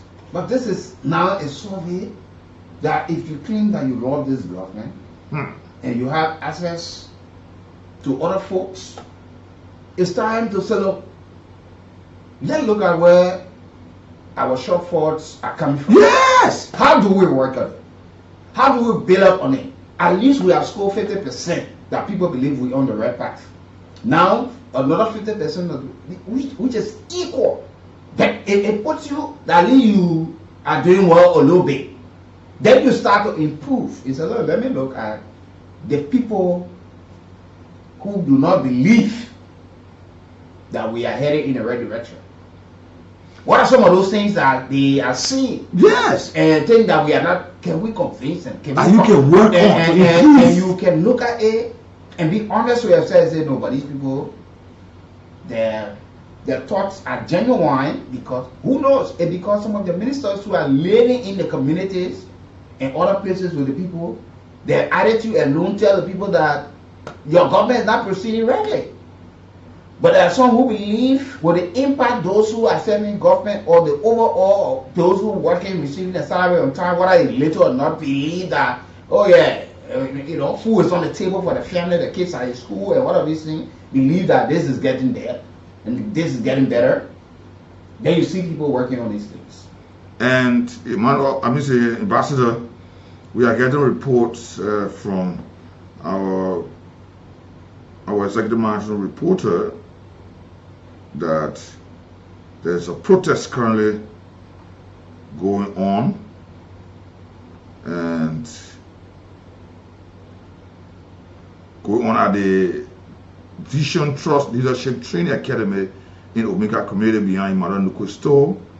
And the parents started after the school registrar ran away with all of the school's money, and parents are out there, and the parents started at that time, and now the school is asking parents to pay school fees again, and they say if the parents don't pay, their children will not be allowed to sit in class. So the parents are refusing. Right now parents are protesting at the school campus this morning. And these are some of the issues. I don't know why we get Liberians always the reactionary tactics behaving in this thing. If even we get our lands open, there are some ministry and agencies that people don't even know that they exist in this country, or they don't even know their function. Some know that they exist, but there are little or no information about them because they don't inform the citizen. But just imagine, you have people from ICO who went, they also went protesting and calling on the National Disaster Management Agency head to resign or take himself over investigator, because they believe that in the voice of politics, he more involved in the party business and he can account for this. When we into the rainy season, when our phones are started ringing from people, fraud taking place, victims. You want to focus your attention and energy to a political party while you want one institution that should be catering to disasters. And if you can't manage his political institution, that will have but if you're more interested in controlling the institution, leave the position, go control the party. Yeah. And the people now, that's what they're saying. And these are all the things we've been saying all the period of time. You are giving a tax, you leave it, and still you want to do this, you want to do that. And now you see you in your position.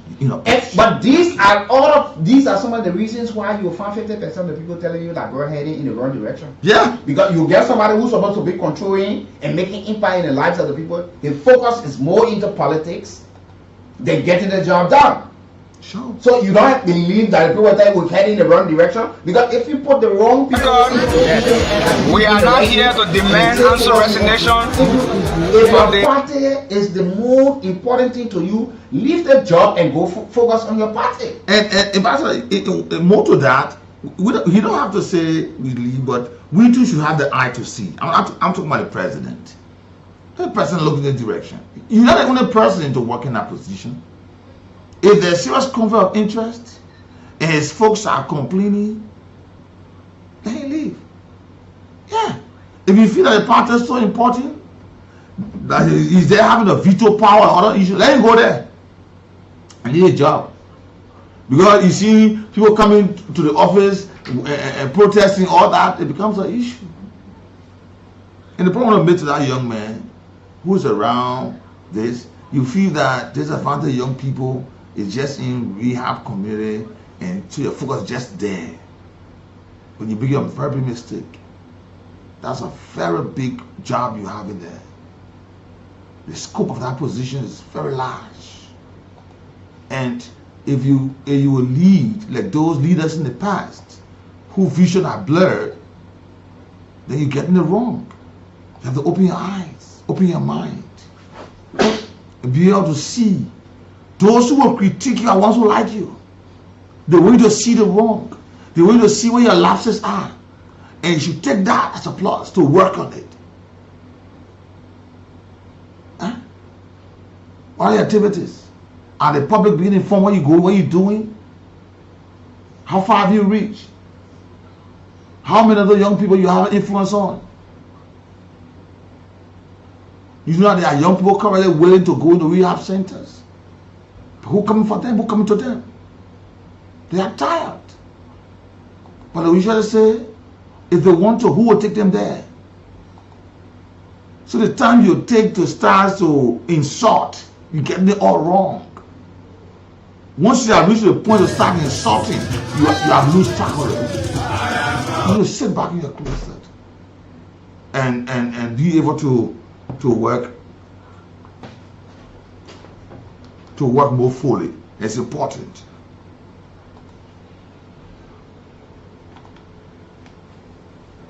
So folks, this is it, and this is where we are. Very circle. Let's put Liberia first in all that we do. This to the young and the old, the rich and the poor. Let's put Liberia first. I'm begging you. God has blessed this land with natural resources. Yeah, let us use it well. From the east to the west, to the north and the south, empower yourself. This glorious land of liberty shall ever be ours. It doesn't matter what tribe or race you belong. We are all one people. Whether you can see by some men they'll give you, yeah. Everybody share it, carry no time for trouble. Listen, yeah. The rich and the poor. Let's put Liberia first in all that we do. This to the young and the older. The rich and the poor. Let's put Liberia first. I'm begging you. That's it.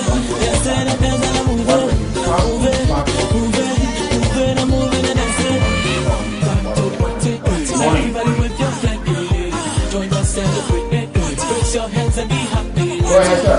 Time to party. Everybody with your flag, join us, celebrate, raise your hands and be happy.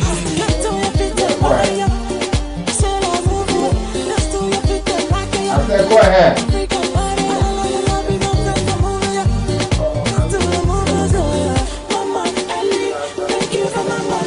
Yes, to the young and the old, the rich and the poor.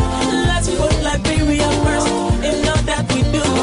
This to the young and the old, the rich and the poor. Let's put Liberia first. I'm begging you. No. There's not permanent seats. Non-permanent seat at the United Nations Security Council. Thank you. So you don't even know what the government is vying for. Go ahead.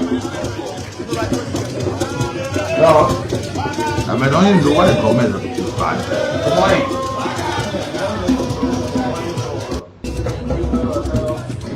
Go ahead. Yes, to the young and the old, the rich and the poor. Wiki, I just want to understand something. Where did this report came from that balancing things here, 50% hopeful and 50% unsatisfied? Where did it come from? But the Afro Barometer is not just today. Remember, the seventh round was done in 2020. This is not the first time they have done it. And they are in several countries in Africa. So the Afro Barometer report not just today. Thank you. So regarding that, I think it is not good for our government because 50% if you are in school, you score 50%, obviously it means that you fail.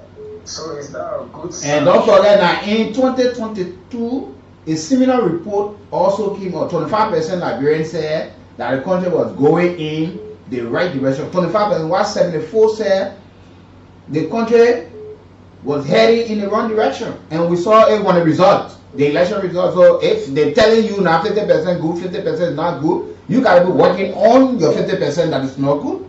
So we need to work on it. That's what I'm saying. It is not something that requires celebration, right? We need to put our feet down and show that it's improved. Yeah. Thank you. Sure, it's important. Your life. Okay. Mr. Prof, so much. I'm not calling against you now. Yeah, you went off the line. Go ahead. Yeah, thank you. You know, in no president seat, actually, there are so many factors in which I have strongly believed that Liberia not a victorious from the beginning. The ECOWAS or the permanent, the non-permanent seat, those people that heard it before, look at some of the track record. But in Liberia, since President Bouakai took over almost, I think, 15 to 16 months in the government, you have seen so many factors have been broken over the ones of President Bouakai. Like, for example, the human rights violation. People in King George was killed. I'm not saying who work at their mountain. Two people get it. President Bouakai, we nominated or two guys to DA. One of the DA guys was shooting at other citizens of Kenya. Even that the President Bouakai killed you saw some of 500,000 were not to buy SDU vehicle. Today the vehicle they cannot be seen. Those records the people have it. Today we are seeing rapid corruption within 16 months of the government. So you think these factors so you devote with the president. So former President George have added his voice for the issue, and he said you should take politics out of dates when it comes to national and international issue of such. It's important that Liberia gets it. So he's supporting all of these wrongs that you have cataloged. So what do you say about his support to the process now? Thank you. Or he doing lip service. You get back to he get to this back and say, yeah, he doing it right. That is the feeling, and he started the process. That is feeling. He feeling different than I'm feeling. You know, all of the feeling. Okay. He's saying that don't take politics on it. Yes, but the voting are going to happen. George will not be part of it. We will wait there and we hear it, and we hear the defeat against Liberia. Okay, thank you. Thank you. You next edit know you say you will hear the defeat of Liberia. He's telling you about something that you're supposed to support your that's important for Liberia. He saying no. Not because I chose the government. So he said it's not about what happening back home here. The report is already up. 50% feel Liberian. Like 50% Liberians believe that the country is heading in the right direction. 50% believe Liberia is heading in the wrong direction. Speak to it. You talking about how. But I'm not asking. He said there's not permanent seat. The trial of people actually broke Rwanda. Is there any history of her getting involved in acts that doesn't commensurate to Liberia winning this position? But are you aware that we are contributing forces to peace missions across the world right now? I mean that's one of the many the police will really heighten this education awareness so that people get informed. I mean, chemistry teacher. Good morning. Good morning, Good morning, sir. Yeah, the issue that is that I really want to know who are those that carry on after this. Man, we call the people. It's an Afro barometer. We call it institutions. You are Andrew Fu. Go and tell and see these people. I took my time to call all of the partners, those people who went on to carry on the survey. So what I say, are you concerned about the people on the survey, or you picturing this survey? Is it? How do you see it? I come in now in Brazil. The problem here is the survey that they carry on actually to be friends. That's a fabricated lie. In what way now? Which one should I lie? But they 50% of the bread are celebrating the government is going to that too. If you carry on that if you give it bread and where. So what about the 50% too that say like we're not heading in the right direction? So what is it? The thing that you just read. I'm asking it. It's split. It's 50-50. I'm asking. So those who against and those who for. Now I say those who for. It's not you. It should be more or it should be less? Which one? It's less. Very, very less. And what do you think it should have been for your own side? For my angle, I would tell you this government. No, call your percentage. If I would read it, I would give them 50%. You get it what? 50%. Okay, thank you. Well respected. Let's talk to other callers you like. Good morning, Wiki. Good morning, sir. Good morning to our many listeners. Yeah, good morning. Gabi. Thank you for the exclusive recognition. Okay, I'm in a strong conviction that that we will count Victoria today, few hours for now, because I'm following it online as well. You know, this country, before it can be developed, we the citizens that reside in the country that God sent here, our mind. Yeah. That's the only way the country will be developed. Because development comes from the mind. Sure. Sure. I want Bible I say, money can build her. The thing that can build her is your mind. Yeah, we need at least 129 votes, that 2/3. Yes. Out of the 193 countries. And I've seen the reception after the discussion, how people, the reception go on. Yeah. And you can those Liberians are there, you can see the judge and all of our leaders who are talking to all of But Liberia is not no PNA, not because we name and stay we push ourselves under the bus. India talking about Liberia. But I play country. Thank you. Let's talk to other callers you like. Yes, good morning. Morning, sir. Yeah, this is Winston and I join you from People Road. Winston, please go ahead. Yeah, thank you for your tour this morning. We all just have to rally around our country and other international partners to make it sure that we obtain the seat at the UN Security Council. You know, it will be well for us. It should be part of politics. Yes, that was former President George Weah said. Yes, politics cannot interplace in this election.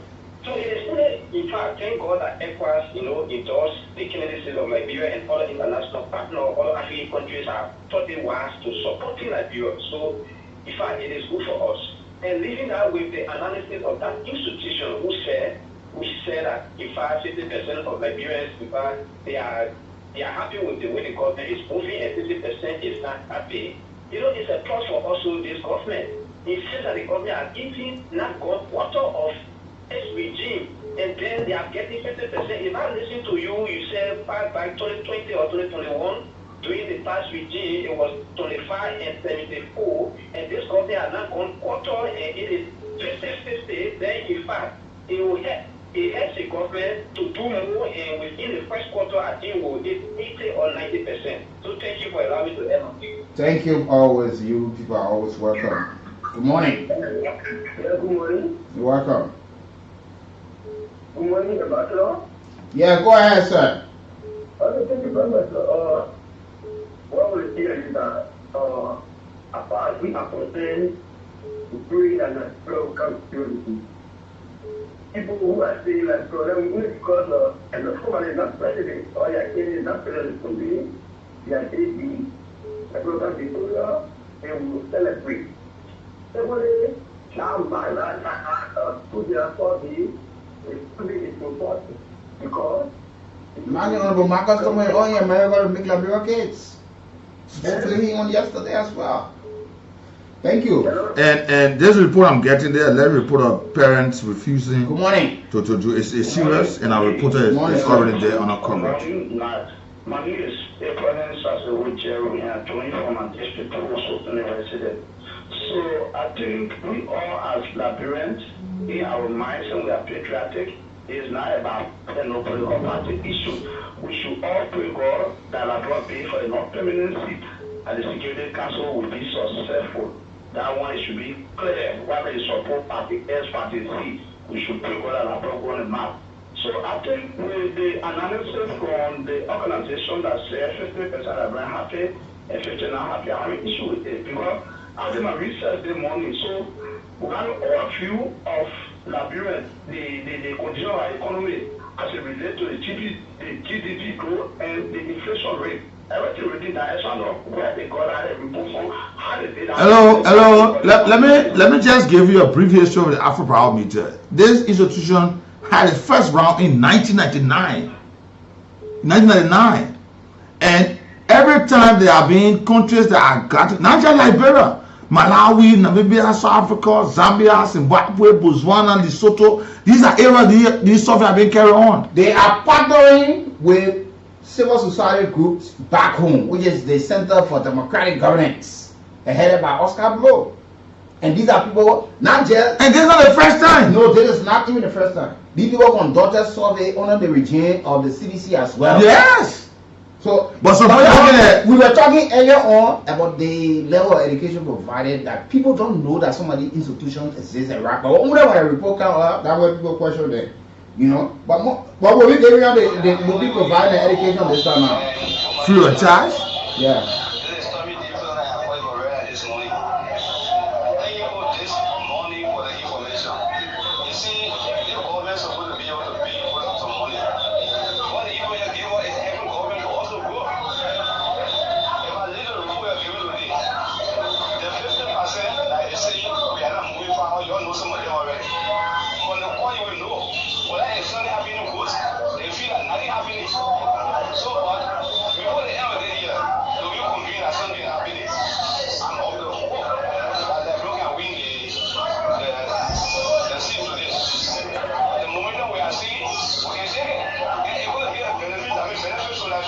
Okay.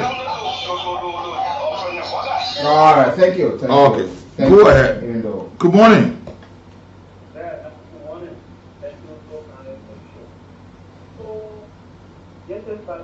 There are still people in Nigeria who will read in the time.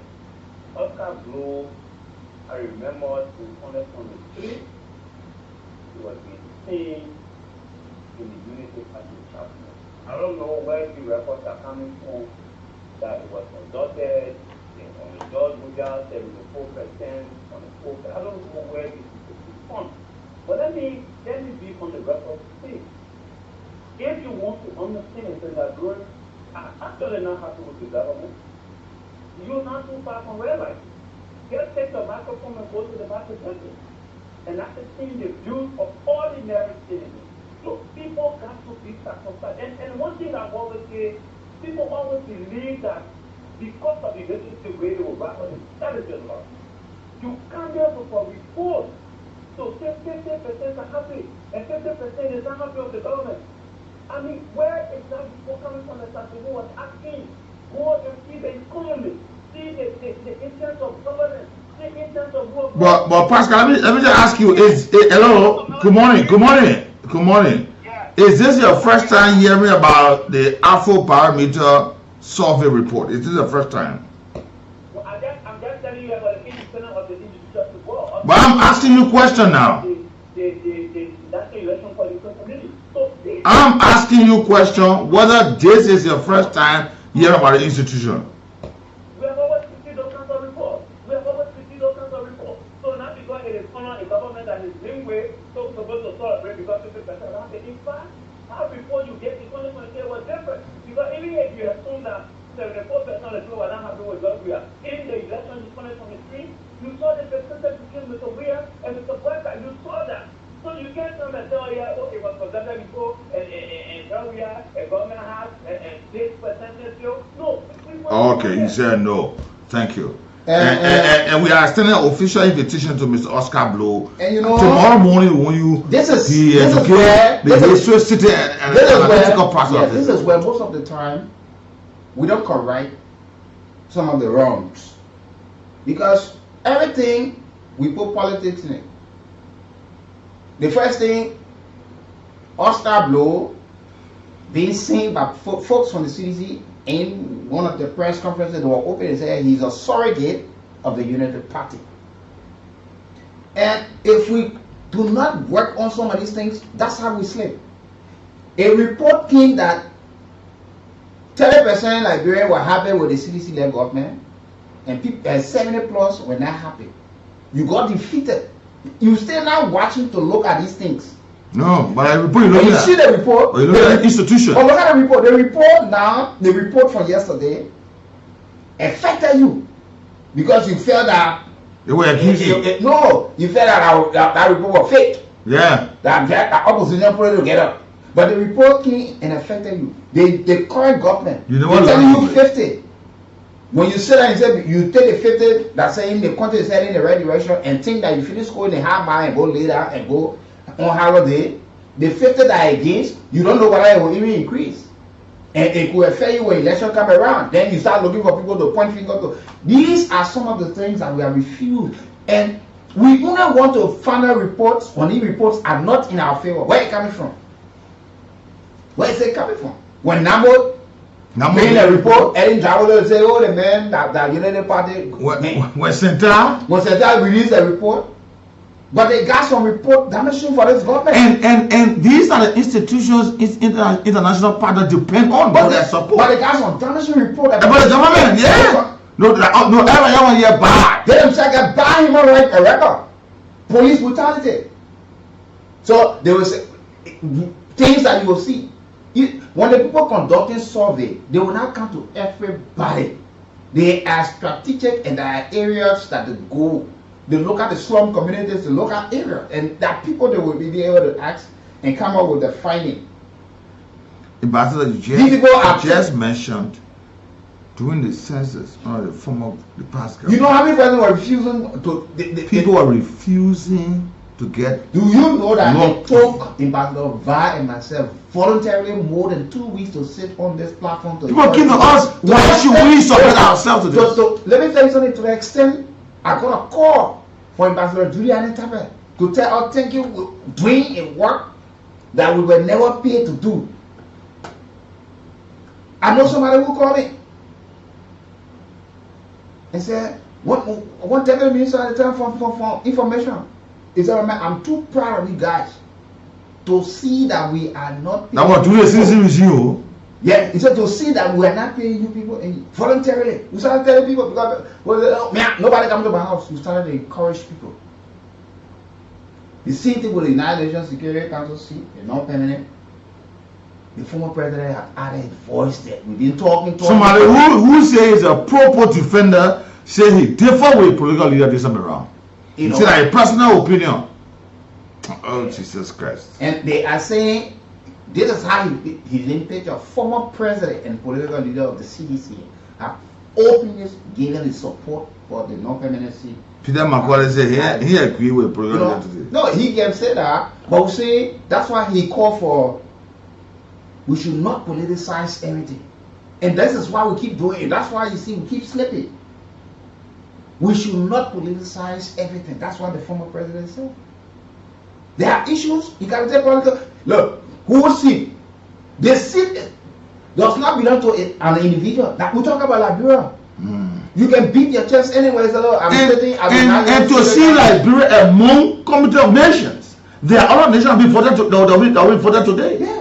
Sierra Leone is getting their last year into the 2 years period. Sierra Leone can be there while Liberia can be there. Have we not made gains? Let's talk to other callers. Good morning. Good morning. You're welcome. Yeah, my name is Roy. I'm calling on you. Go ahead, Chief. Yeah, you know the report is saying 50% Liberia is saying that equal to 50% if you take a microphone now you go around, you will know and see what's happening in single cases. People are suffering. But the report did not say everybody enjoy it. The report said Liberians are split on. This is everybody. This is everybody. Liberians are split. 50% said the country is heading in the right direction. Another group of people say the country is heading in the wrong direction.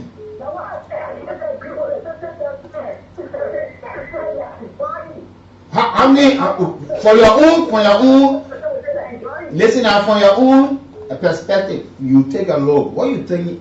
How many perspectives? How you think it should have been, or if you are rating in terms of the country heading in the right direction or the wrong direction? What would be the percentage you would? Thank you.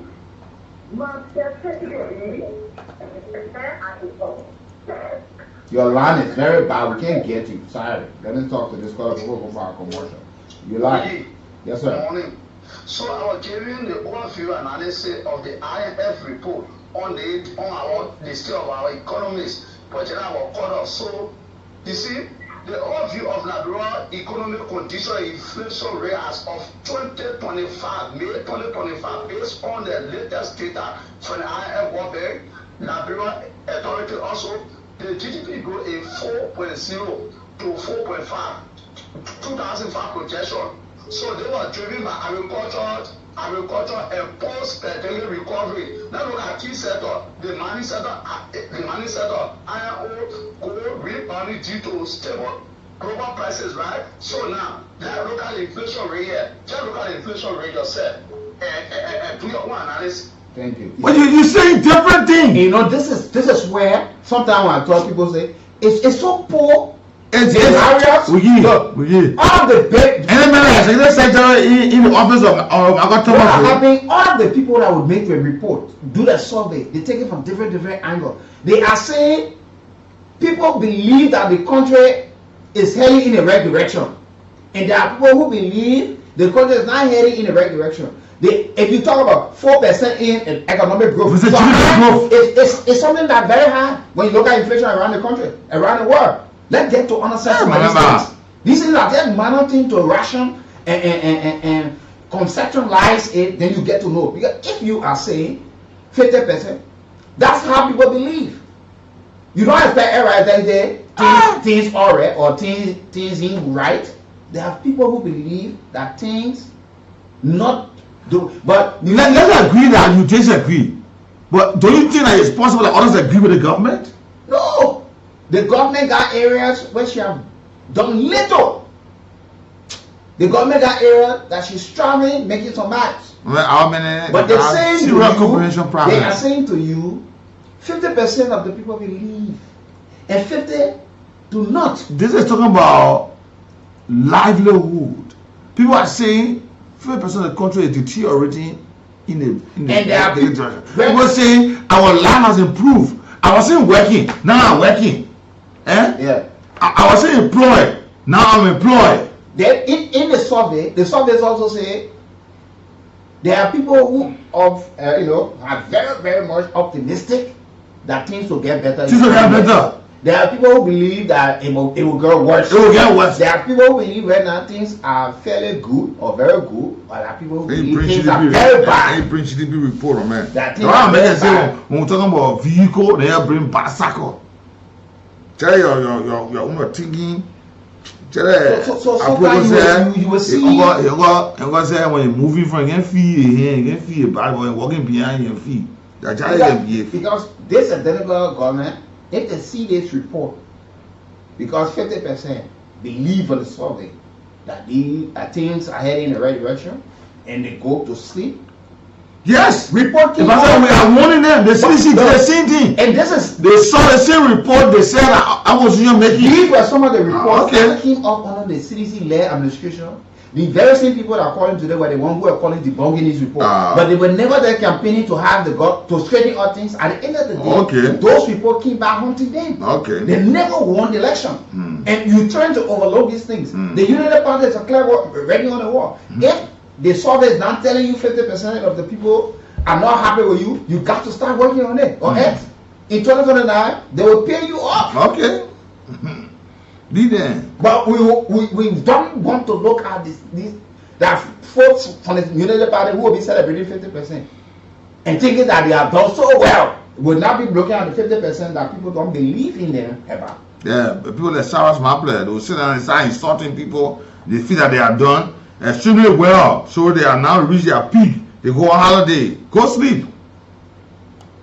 Let's now take our break and go for the message from the central bank this morning. A pleasant welcome to all of you. Good morning.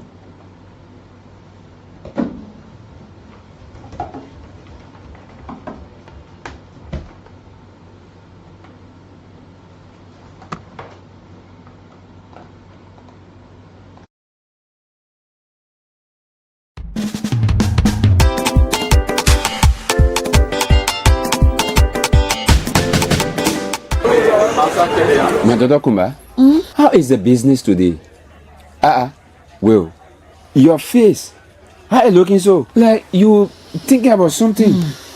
And I tell me, I'm going to plenty things. So I tell my pay the next day.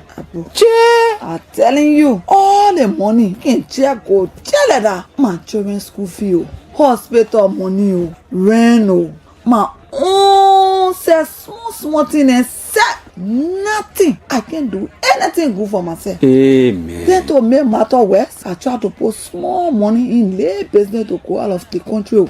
But to find foreign currency, I can just be running around. It's too bad like that. Things how I am stressed. Yeah. Anything you don't know is bigger than you for true, yeah? What you mean now, Patroni? Kumba? On March 27, 2025, the Central Bank of Liberia launched the National Financial Education Program for people then like you. The National Financial Education Program? They finished putting it outside. That is they call launch. And that President Joseph Newman Boaka said launch the program for the whole country. Okay. So what the program will do for a person like me now? The program will solve your problem, my daughter. Tell me something. The financial education program will help people like you, Kumba, to understand how to take care of your money. Google. Yeah? Yes. It will show you how to set financial goals, how to budget your money, how to save part of your money after you take pay, how you can turn some of your money around in business for it to grow. What? Yeah. So after taking pay, you can't be broke again. That good thing, oh, bad Johnny. Yeah, oh, Makumba. The Central Bank of Liberia will work with plenty other government offices then like Ministry of Education, Ministry of Finance, Ministry of Gender and Social Protection, and other groups then like the Liberia Marketing Association to make sure you're the women and girls manage your money. Google. Oh yeah, that is very good. Yo. Now, this financial education get many steps. Tell me about them, Patroni. Tell me. First, you have to set your financial goals. What? This means you must think about where you want to see yourself in the future. Maybe 1 year from now, you won't get plenty money to be able to take care of all of your problems. Yeah. Or you want to be big businesswoman. But you can only reach where you want to see yourself in having more money according to the way you will plan to use your money today. How that one already work now? That's the next step I will come into. They call it budgeting, meaning planning how to use your money the right way. Yes, that one that true. So you budget by making a plan that show how you will use your money. Once you take your pay or you get any money, you have to sit down to put idea together to use your money. Yeah. In line with the thing that you need to do for you and your family, and you will still be able to keep some. It makes sense. Yes, so when you make your budget, that means you have to stick to it because you plan for everything already. That's true. The other important thing, that's saving. Saving means to keep some money somewhere for you to use in future. Then just using all your money soon you take pay. Okay, but this saving you're talking about, ain't that to keep the money in your safe to your house, eh? One advice, Makumba, do not keep the money in your house or under your mattress. Yes, go to the bank house and open your saving an account. You can open 2 savings. 2 savings? Yes. You can open 1 saving or account with any mobile phone company. Like that, you carry your money on your phone right in your own hand anywhere you going. But why if the phone lost now? Easy. Just go back to the mobile phone company and get your SIM card back with all your money still on it. Yes. Then you could choose to open another saving or account with a bank. Just go to any bank you like and say you want to open saving to keep your money. They will help you open an account. Okay, but what a benefit in that one? A bank account has many benefits. Number 1, the bank can put interest on top of your money you keeping with it. Okay. And because of that, you can also be able to take loan from the bank where you open your saving. With that loan money, you can make business to grow your money or do other good things for yourself. Okay. And when you take loan from the bank, make sure you're able to pay it back. Yeah. At the same time, open your eyeball to all the things that you will agree to on the loan paper. Like when you will pay back, how much you will pay every time, and then the main one, wedding business you're taking the loan money for. And you must understand the interest you will have to pay to. Yeah, after that, you can make a plan to pay back your debt. Manage the debt, Google. Yeah, it will not be good you take loan, then you're not able to pay it back. It's not correct like that, sir. Yeah, that digging hole, covering hole thing not correct because you will still be in the hole. Yeah. What some people do is to make sure they take a loan to put the money into something that brings in more money. They call it investment. So they can be able to pay their debt and be able to save at the same time. So Google ad here, yeah? Yes, so then another good thing is to insure your business or your home. Insurance for my business, my home, my... So, God forbid, if something bad happen, the insurance company can help you get something bad because you are protected against loss. No, Johnny, I will go to the financial education program and learn about money matter, yeah? Insurance, hayaka. Yeah, because with insurance, when your property damaged or warehouse burned with your goods inside, for example, the insurance will pay. Oh! So a part of financial education too, eh? Yes, it is part of the financial education tool to manage risk and protect yourself.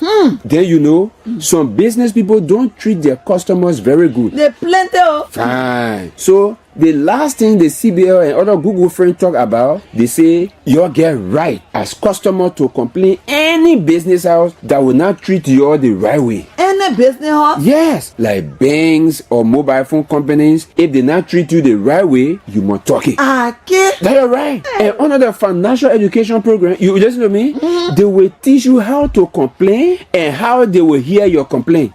So, Kumba, that you. Thank you plenty, Papa Johnny. I will make sure to be part of the financial education program so I can learn all the good things about money. This message is from the government of Liberia through the Central Bank of Liberia.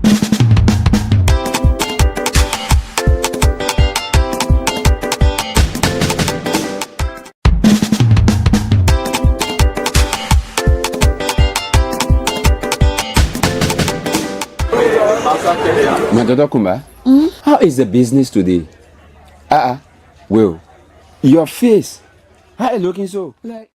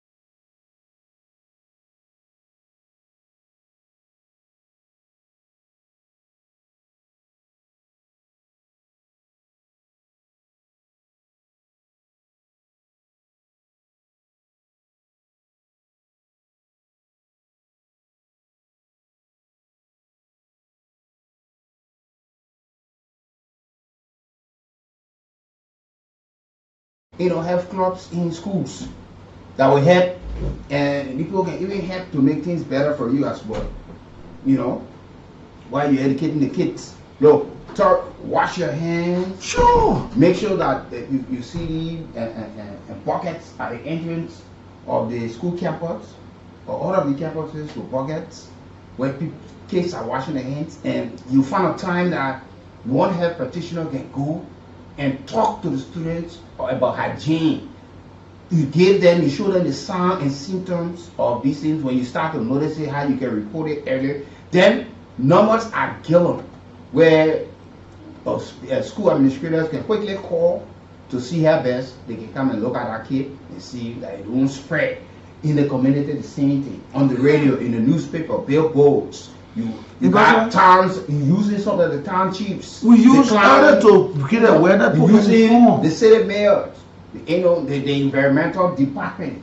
You using the police who are doing community police services. They are community health volunteers. Yes, the CSVs. It helps us to cut down cost, because when we are hit by it, the time we will be taking to be asking our international partners to help us, it will be taken with lives. We saw that with Ebola, we saw that with COVID-19. We turned to overlook some of these things to the extent that COVID-19, we were here every day. When COVID-19, when it started in China, we started to talk about it on this platform. People were laughing. When Liberia got locked down, people got to know that we had our masks on our shows here to show to the world. Imagine, it was so difficult. To make 3 hours we put traumatizing for us. We were talking. So now it was not easy. Like I said last time, imagine, we were journalists, we were satisfied to be out. You going home 4, 5 o'clock. Nobody on the street. Yeah. You walking going home. That's not how we used to be home. It's traumatizing to see that you're in that kind of state. I want to say something earlier on. Just on Sunday, a fellow just in service, he told a little brother, I said, go. He said, one people say, go pee that. He said, come in the bathroom. He said, go pee there. He said, the people said no. He said, what happened? He said, no, now what they taught us. And you know? So I said, man, you should be happy that little boy is telling you that what is being taught in school, that you should just go out and open your face. And you know what happened? I said, be happy about the child. And another thing, look, the authority probably, they have given instruction to these people to carry on the awareness, but they have not been able to reach out. Look, just come to the platform. When it comes to health matter, we'll support you in the process. Come and sit. Like Sunday, I want to represent Thekool. Yeah. At an engagement where the Liberia National Police, the Liberia National Police, especially from Zone 5, women and children, that is the community policing section. The CEO, the AO, and Nestor, who there as the head of community police services, engaging the community, talking about reporting crimes, how to reduce crimes, all of these things. And some of the folks that were invited, a lot of them did not go. And when I would call, I made them understand. Lawmakers absent, or just send 1 or 2 persons from the offices. But you are there to see. Sometimes some of the questions, people wanted to ask questions, people talking about all of these things. And this go to the Inspector General of Police. Some of the police officers are misbehaving. Yeah. They get pissed, drunk, while performing their duty. Things that they you police officer, you just smoking to be your owner. You just smoke. I either say you got some kind of mental problem or something that you just want something to quench the appetite. You just smoking. Sometimes just drinking. Yeah, sometimes unaware. Go to so many places and inspect. Because so many officers are making life difficult for somebody, CO and AO. And some other professional police officers who are working. Before, you see, during the days of Omeo, you see police officers to just walk in the community. Once the people know the presence of police are around, it deters them from doing some things. But when the police go in, I say they go in arrest. It's the same that we're talking about education. Education. Because when you look, so now when you educate the people and give them the guidelines on how police officers should behave when they are not behaving, these are the hotlines to call. There are a lot of things people will conduct themselves in an orderly manner. There are a lot of things. This is a serious problem with Liberia. Serious. And the only thing they want to hear from the media, that's some kind of allegations upon them. And I told you last time, that man called me, my man, they say, our minister, you're talking about our minister today. Eh? I said, look, you should be media friendly. He said, no, we got this, we got that. I think I'm talking alone, you're pointing, my ear are picking you. Let me say and rest small. Why am I, you're going to come into, somebody tell you, talking about you. You come to the media. Inform, this is the closest media where Liberians will sit down and listen to these things. Whole town hall meetings, community engagement. Inform Liberians. Look at now, the EPA, for example, they will let you know that when land are issued, when they go start demolishing structures, they are they wait for instruction, encroaching on the wetland. The people wait for instruction from the president.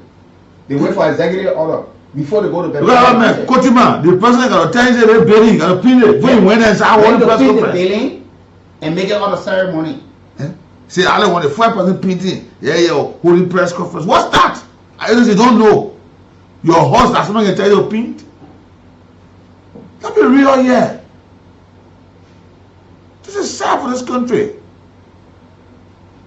We can't be treating Liberians like this. People don't know the function of a superintendent any longer for the county. The mayor, the function, commissioner, town chief, and you just name the rest. And the media. And these are educational that should be provided to the people. Regular. It is not a privilege. It is their fundamental right, their constitutional right, to have these things that. So when they're committing some of the offenses and thinking that, let people know that they're in the know and they are doing it deliberately. But sometimes some of the laws have been violated. The people don't even know that some of the laws exist. So the people don't know that some of the institutions exist. Yeah. Look at the National Food Assistance Agency. How many people know? How many vulnerable people can tell you, oh yeah, we receive food? But when we had it on the platform here, they were able to explain. People got to know, oh yeah, National Disaster Management Agency. There are things that are taking place. Homes are being caught with fire. Floods taking place. There are a lot of other things. And sometimes you get most of the belongings they are damaging the process. You are there to quickly get there to assist the people, to assist in the process.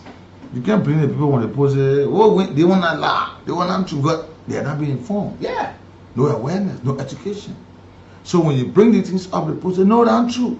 Like for instance, the Afro-Barometer been assisting that for a very long time. But how many times you hear them on radio? Unanswered issues with that report since 1999. 2001, there were about 34 countries that covered the survey. 2022, 2024 reports came out. But because they do this report, they have to go on the conference and it's being out released, then they leave it with the media. Then the people don't see them. We are the ones they're looking at now. What kind of problem in this country? And this is just boiled down to a mental issue. Because institutions should be trying to work on the mental attitude of our people. Who don't know what is going on. They know it. But they need to see, hear, and believe that these things are working. You see, that's why we're always talking when we talk, we try to advise government. Now, let's look at Liberia case. All of those who want to be president after President Bouaka, or who in a government that want to see the United Party continue, we have to start planning. Imagine, Bill Gates, the fifth richest man in the world, the founder of one of the tech giants, Microsoft. He said most of his wealth, the fortune, will be spent on improving health and education services in Africa over the next 20 years. And benefit. But we must put ourselves in line. Where do we fit to benefit? You talk about in the next 20 years. The man said he don't want to die with the wealth. And Liberians should see this. He said he don't want. He said he came back because he will not take it with him. So it should be spent to improve lives. So the technocrats, the Minister of Health, MPhil, you got to be looking at the picture that will fit in, that will benefit for the next 20 years. Some of the projects, what are we presenting? So if the gay team were to visit Liberia today, what do we have? Waiting for what? Yeah. They don't want to tell Liberia what they want for you to work so they can steal the money. They want to steal the money. That's all. Yeah. And he said he spoke in Ethiopia. And he even talked about African leaders and young innovators to think about how to build African intelligence and improve healthcare on the continent. He said he would give away 99% of his vast fortune. He talked about around 200 billion by 2045. Yeah, like, and he had given a time where his foundation will end operation. Where do we fit? By 2045, he said his foundation, that's the plan to end the operation. All the education should be given. All the education should be given. Schools. Sure. People need to know. But the tendency of Liberia not educating people, not just people, the citizens, is getting way beyond order. Sometimes we spend our time to say these things to the people because it's important. If the people are educated, it reduces a lot of issues. But you just having people being arrested, being held to account, only because you know.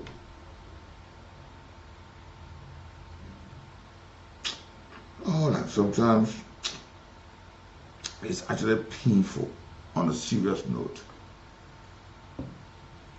It's actually painful that our leaders are in such a state. Let's go to the lines and take some calls this morning. It's important. And don't forget Liberia today. Yeah, it's at the center of attention. The entire Africa. We are cognizant of the fact that there are a lot of Liberians. I mean, there are a lot of African nations. Some of them are also a part of this process to be elected upon. But Liberia, yeah, for a very long time, we left in the 60s. Now again, Liberia going at such a level is showing to you how much improvement we have made. And if you see countries like India, other countries, Rwanda, Namibia, they all look in our direction. Should single out Liberia that again we can rise up. Let me talk to you. Good morning. Good morning, Akwe. Oh, Akwe, sorry. I didn't want to cut you off, sorry. Mistakenly, but you can call back. 0775-919-919 was a mistake, Akwe boy. For letting you go, you can call back to have you on the line. Okay, I hope Akwe is back on the line. Good morning. Good morning. Okay, let me take. Don't hold the line, please. This person is going off the line. 0775-919-919 080-919-919 are the numbers. Let's talk about it. And we are urging the president to put more emphasis on ministry and agency head of the institution to make the FOI law is there and there are processes that afford the opportunity to create awareness. By this time, there are some institutions be having their program on the radio. Are you aware that some people want to establish a business and having their businesses running smoothly? They don't even know the process in registering business. They have a national business registrar. They sit there and get people to work. Look, and it helps to make your work even more easier if you provide the education to the people. The people will go there and say, oh, I already know. If the police telling you, these are the form and manner of the police. Good morning. Yeah, go ahead, live. Thank you, lad.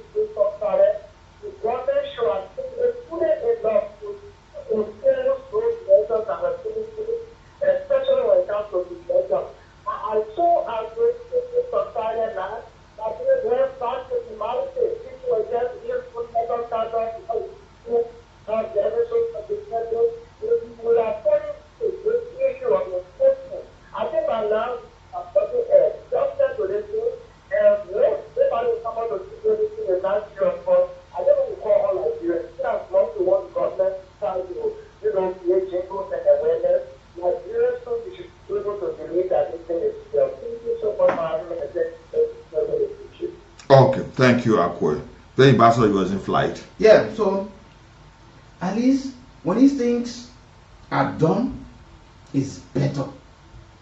We can't keep keeping our people behind the scene.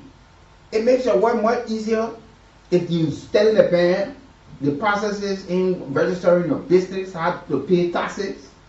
You go to the other administrator, you give your function. There are people who don't know about some of the agencies that exist, government agencies that government funding from taxpayer money. Yeah. People with huge salary. You don't even know that some of the agency exists. Sure.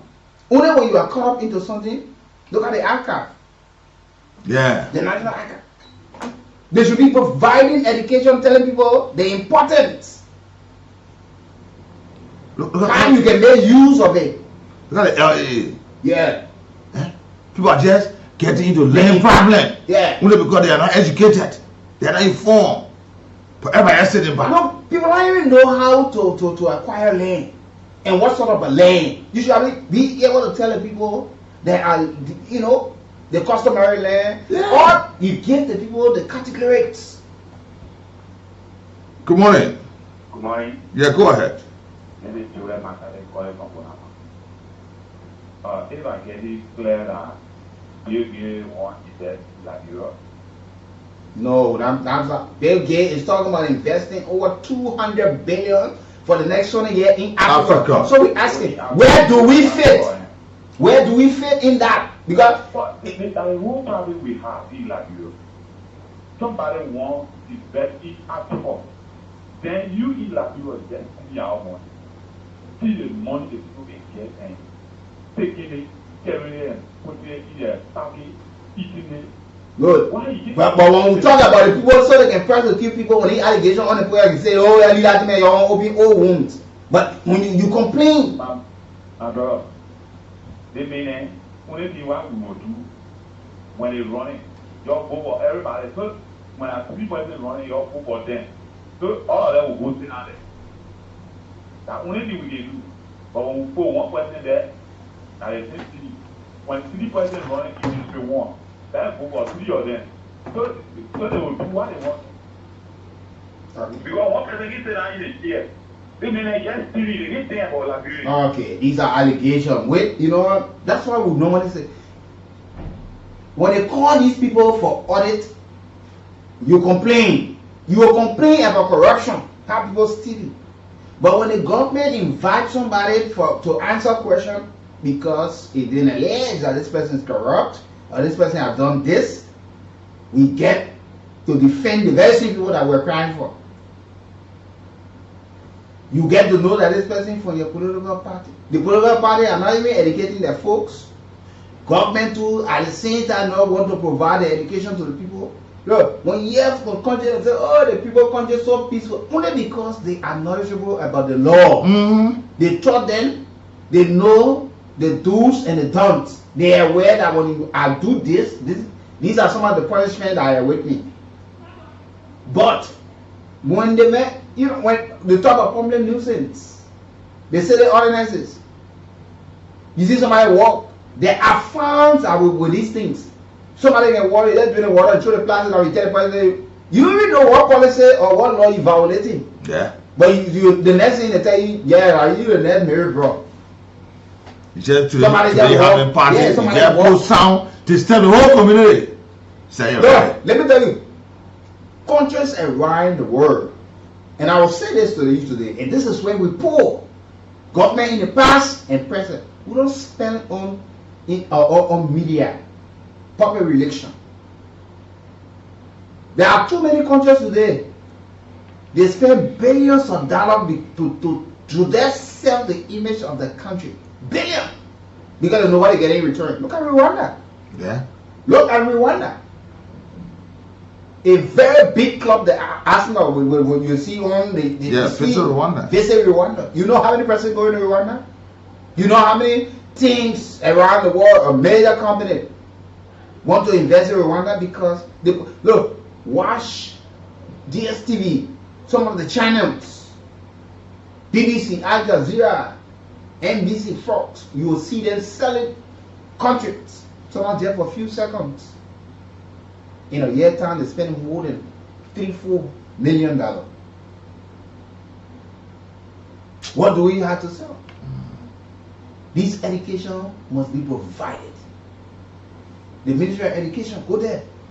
There's a section responsible for people with disability. You know how many people you see sitting in a wheelchair, the kids are carried in, they begging for a hand out, visually impaired, mentally deranged. They got a department that you can go and there are things, there are skills you can acquire. But they will not tell you. They want to put our hope in this country. They will not. But we that can take our time to do it, we are the bad people. We the bad people.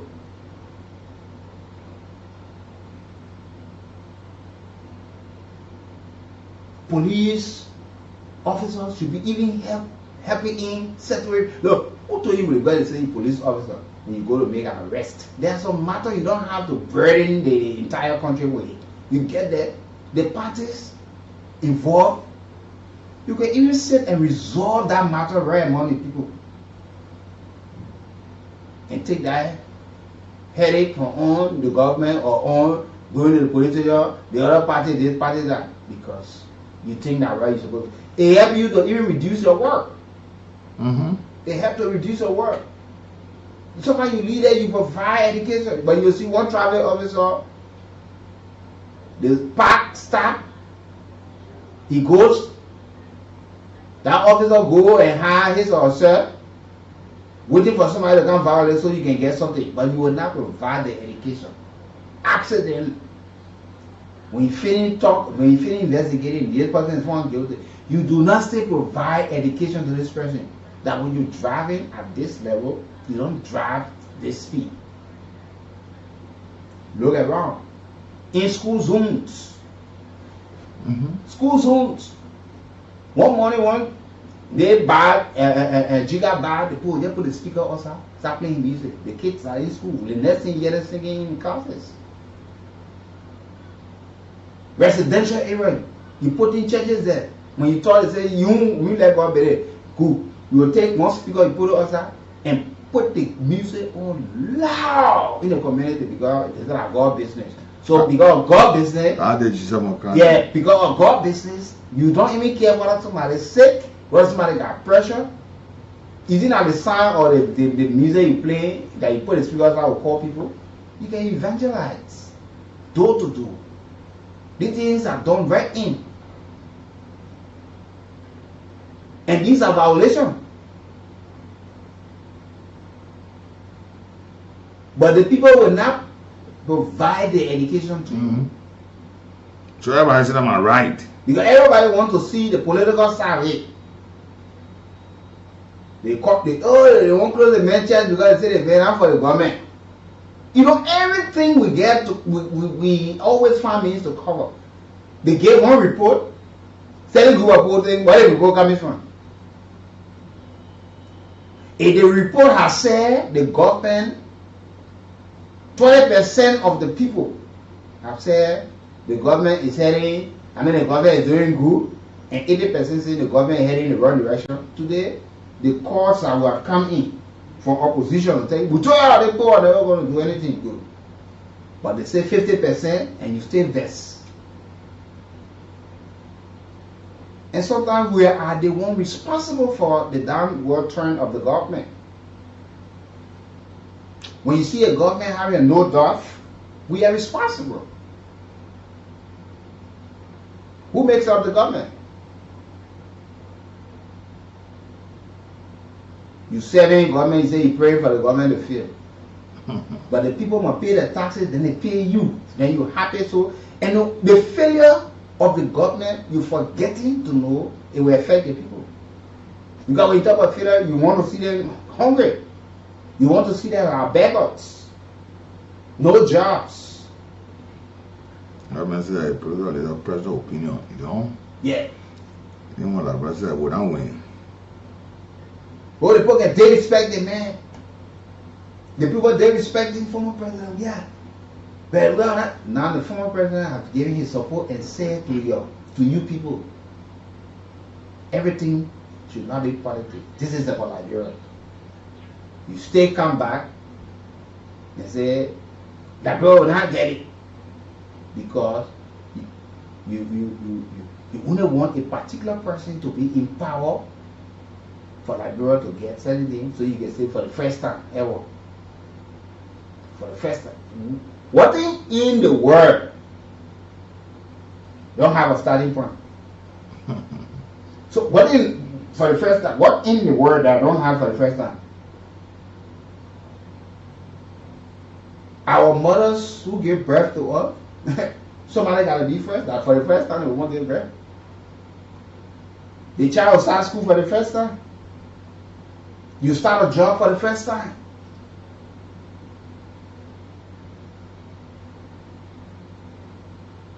The way we have treated this country, the way we have kept information from the public, is terrible. That's why you see Liberians are behaving the way they can behave. Look, Liberian people are resilient people, very responsible people. They're people who quick to understand. Because they know fully well that Liberian people understand, they keep and deny you of the information.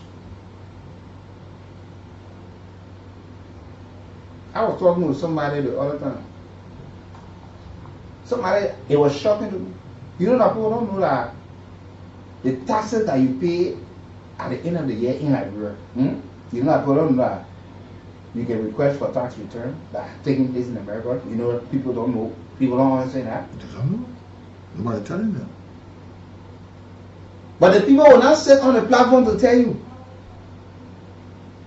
They will allow you pay your taxes all through. You will comply. And they will go. And at the end of the day, what you stand to benefit as somebody who being compliant, in compliance with the issue of paying your taxes, what you should receive at the end of the year, because you know the process. They will not explain it to you.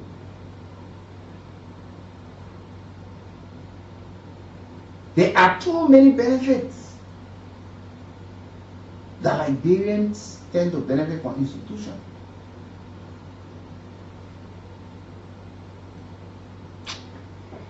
But the education is a problem. Nobody wants to provide it. If you're providing this education, we inform the people and they will get to know.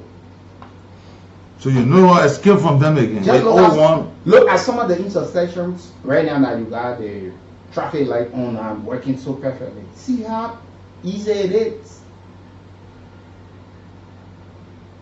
So sometimes we sit down and ask ourselves, was it deliberate that we had in places just like this? So one officer get benefit or certain group of people will sit somewhere and say, you have to make sure you collect 4 motorbikes or park 3 Tesla, whatever, you bring it to my office. But see what happening? The traffic light Liberia are not enjoying it.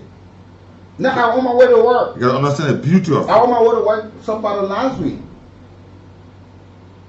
And the traffic caught up. The guy after I said, my man, when you try it, I will fool you and carry you around so far back. I tell you, I said, man, they're going to violate it. I said, I will sit down on it. I will sit down there again and we'll go. I will tell you, he said, people ask me here. As soon as they stop, I ran again, they're going to go for you. It makes look, these people are not robots. These people are not machines. They are officers. They there to regulate. But when you see anything that will support and enhance the working, we have to help to provide the education. And this is going to all media institutions. We are not the only people.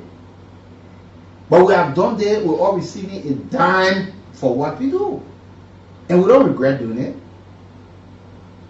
We educated motorcyclists, asking them to be responsible. See the number of motorcyclists today that are so responsible, so great. Commercial drivers, passengers, having good conversation. You're working here.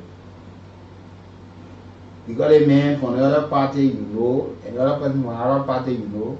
The next thing, because of politics, you have made the work environment so toxic. you can't get no better result.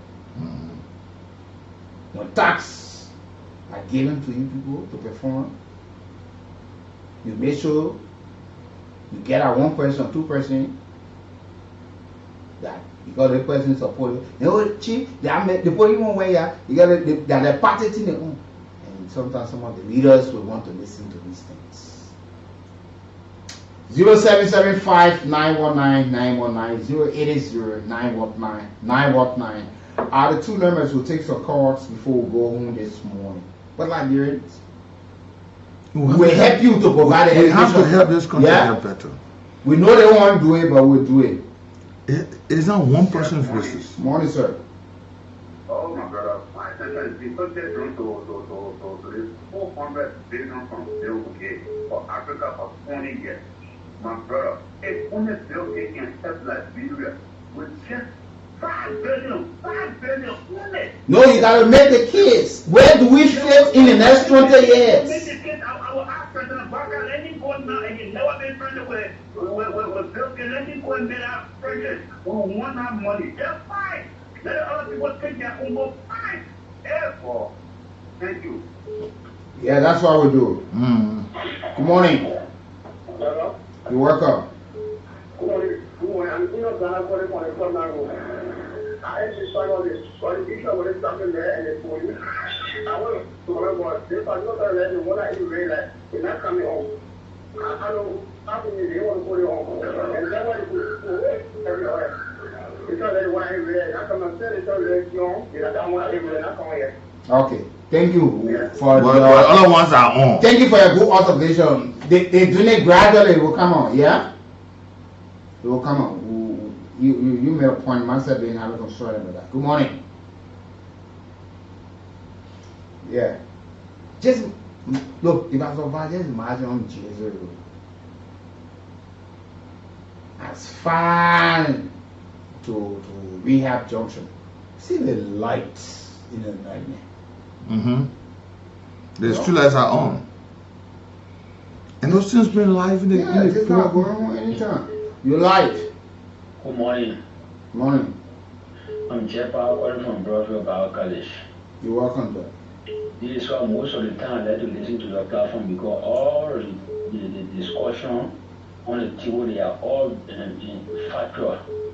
You see, my brother, if you don't know, if we the citizens, we don't know our fundamental right, the government will always play on us.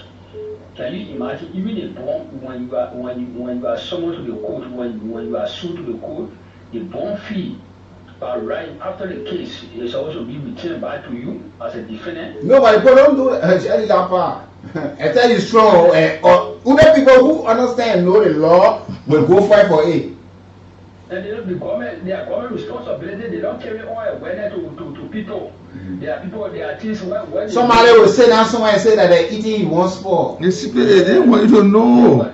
The one will benefit on the one they can carry on awareness to the citizen. But you know that a responsibility to carry all the things to carry on awareness to the citizen.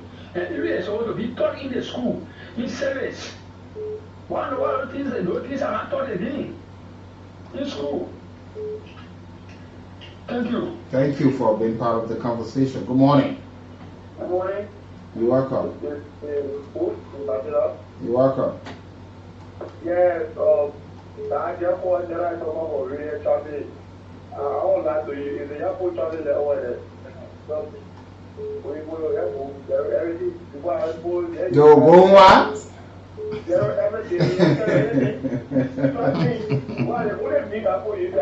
a minute. So what do you think? You think when they put it there, they'll in the middle, carry ply and call it? They'll call it wire.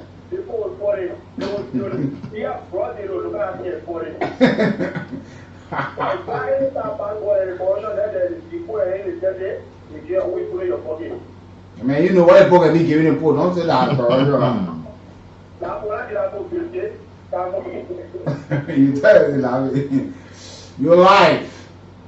Good morning, good morning, Morning, sir. Yeah, go ahead. I'm always from police academy this morning. There's one law that really killing this country. I think we're going to work on it and change it. The legal people are saying. that law, you always hear people more like ignorant of the law, excuse me. How will you say that you are not teaching the people? Yeah, that's why we're calling for a total reform of our laws. So, because some of the laws that we have on the book, they were made at a time to suit certain group of people, but the population then, then and now, not the same, and we need to see how best we can amend, or we totally repeal some of the laws. On a serious note, because that's what making our generation are coming out, not really following rules and regulations. And at the end of the day, they want to blame them. Teach people everywhere around the world, you have to teach your citizens. And there was a topic that you brought up what I was able to think of. You know, history is written even before we were born. During the 90s, President Taylor spoke about Vision 2024. There are things that people don't follow. And it's not by man will, that's something that has been written by God. If somebody who has been in school for years and the one who just entering, they can school the same grade. If that student who just come in spend a lot of time that person has spent, you think the both parties will be equal? No. No. So people who are saying it's not about the report, it's about the reality. Although things will not just be better just in a single time. Whatever will be better, you'll know. We got common saying like, well, on the Christmas will be good, you'll know on the Eve. But with that just patience and collective effort that we won't believe. Why Gabriel always get negative talk about their own country? You always hear people who will not make it. And the power of negativity lies on the tongue. We need to change our mentality from these things. Other people pray for good for the country, but like, man, as soon as you talk about good that will benefit the country, you say, we can't make it. Then who will make it for us in this country? Yeah, thank you for your show this morning. Thank you, my brother. Thank you for following as well. It's always good to have you. This is Liberia. It is incumbent upon all of us to make Liberia better. Folks, with that said, we draw the curtains on this edition of the Morning Live. Join us on tomorrow, hopefully, when we shall be back here. But it's always been a pleasure having you being part of the conversation. Well, many thanks to the man Sakano who will be behind the camera, producing all of the sounds and video. Ambassador Jane Alternative Vasinian being alongside. And I'm Sir Ambassador Wiki Broken Books. Have yourself a wonderful, wonderful day. At the Nine Nations Conference. Today we also fulfill our bid for the World Parliament seat. We already have acknowledged that you are in support of our bid. We also appreciate it for that. On the issue of the terrorists who are trying to combat worldwide issue. I recently saw us visiting Sierra Leone. And the essence of our visit to Sierra Leone is to build a parliamentary membership related to the MRND. We feel our 4 countries in Africa, especially West Africa, if we are united, we can have a common front on this kind of issue.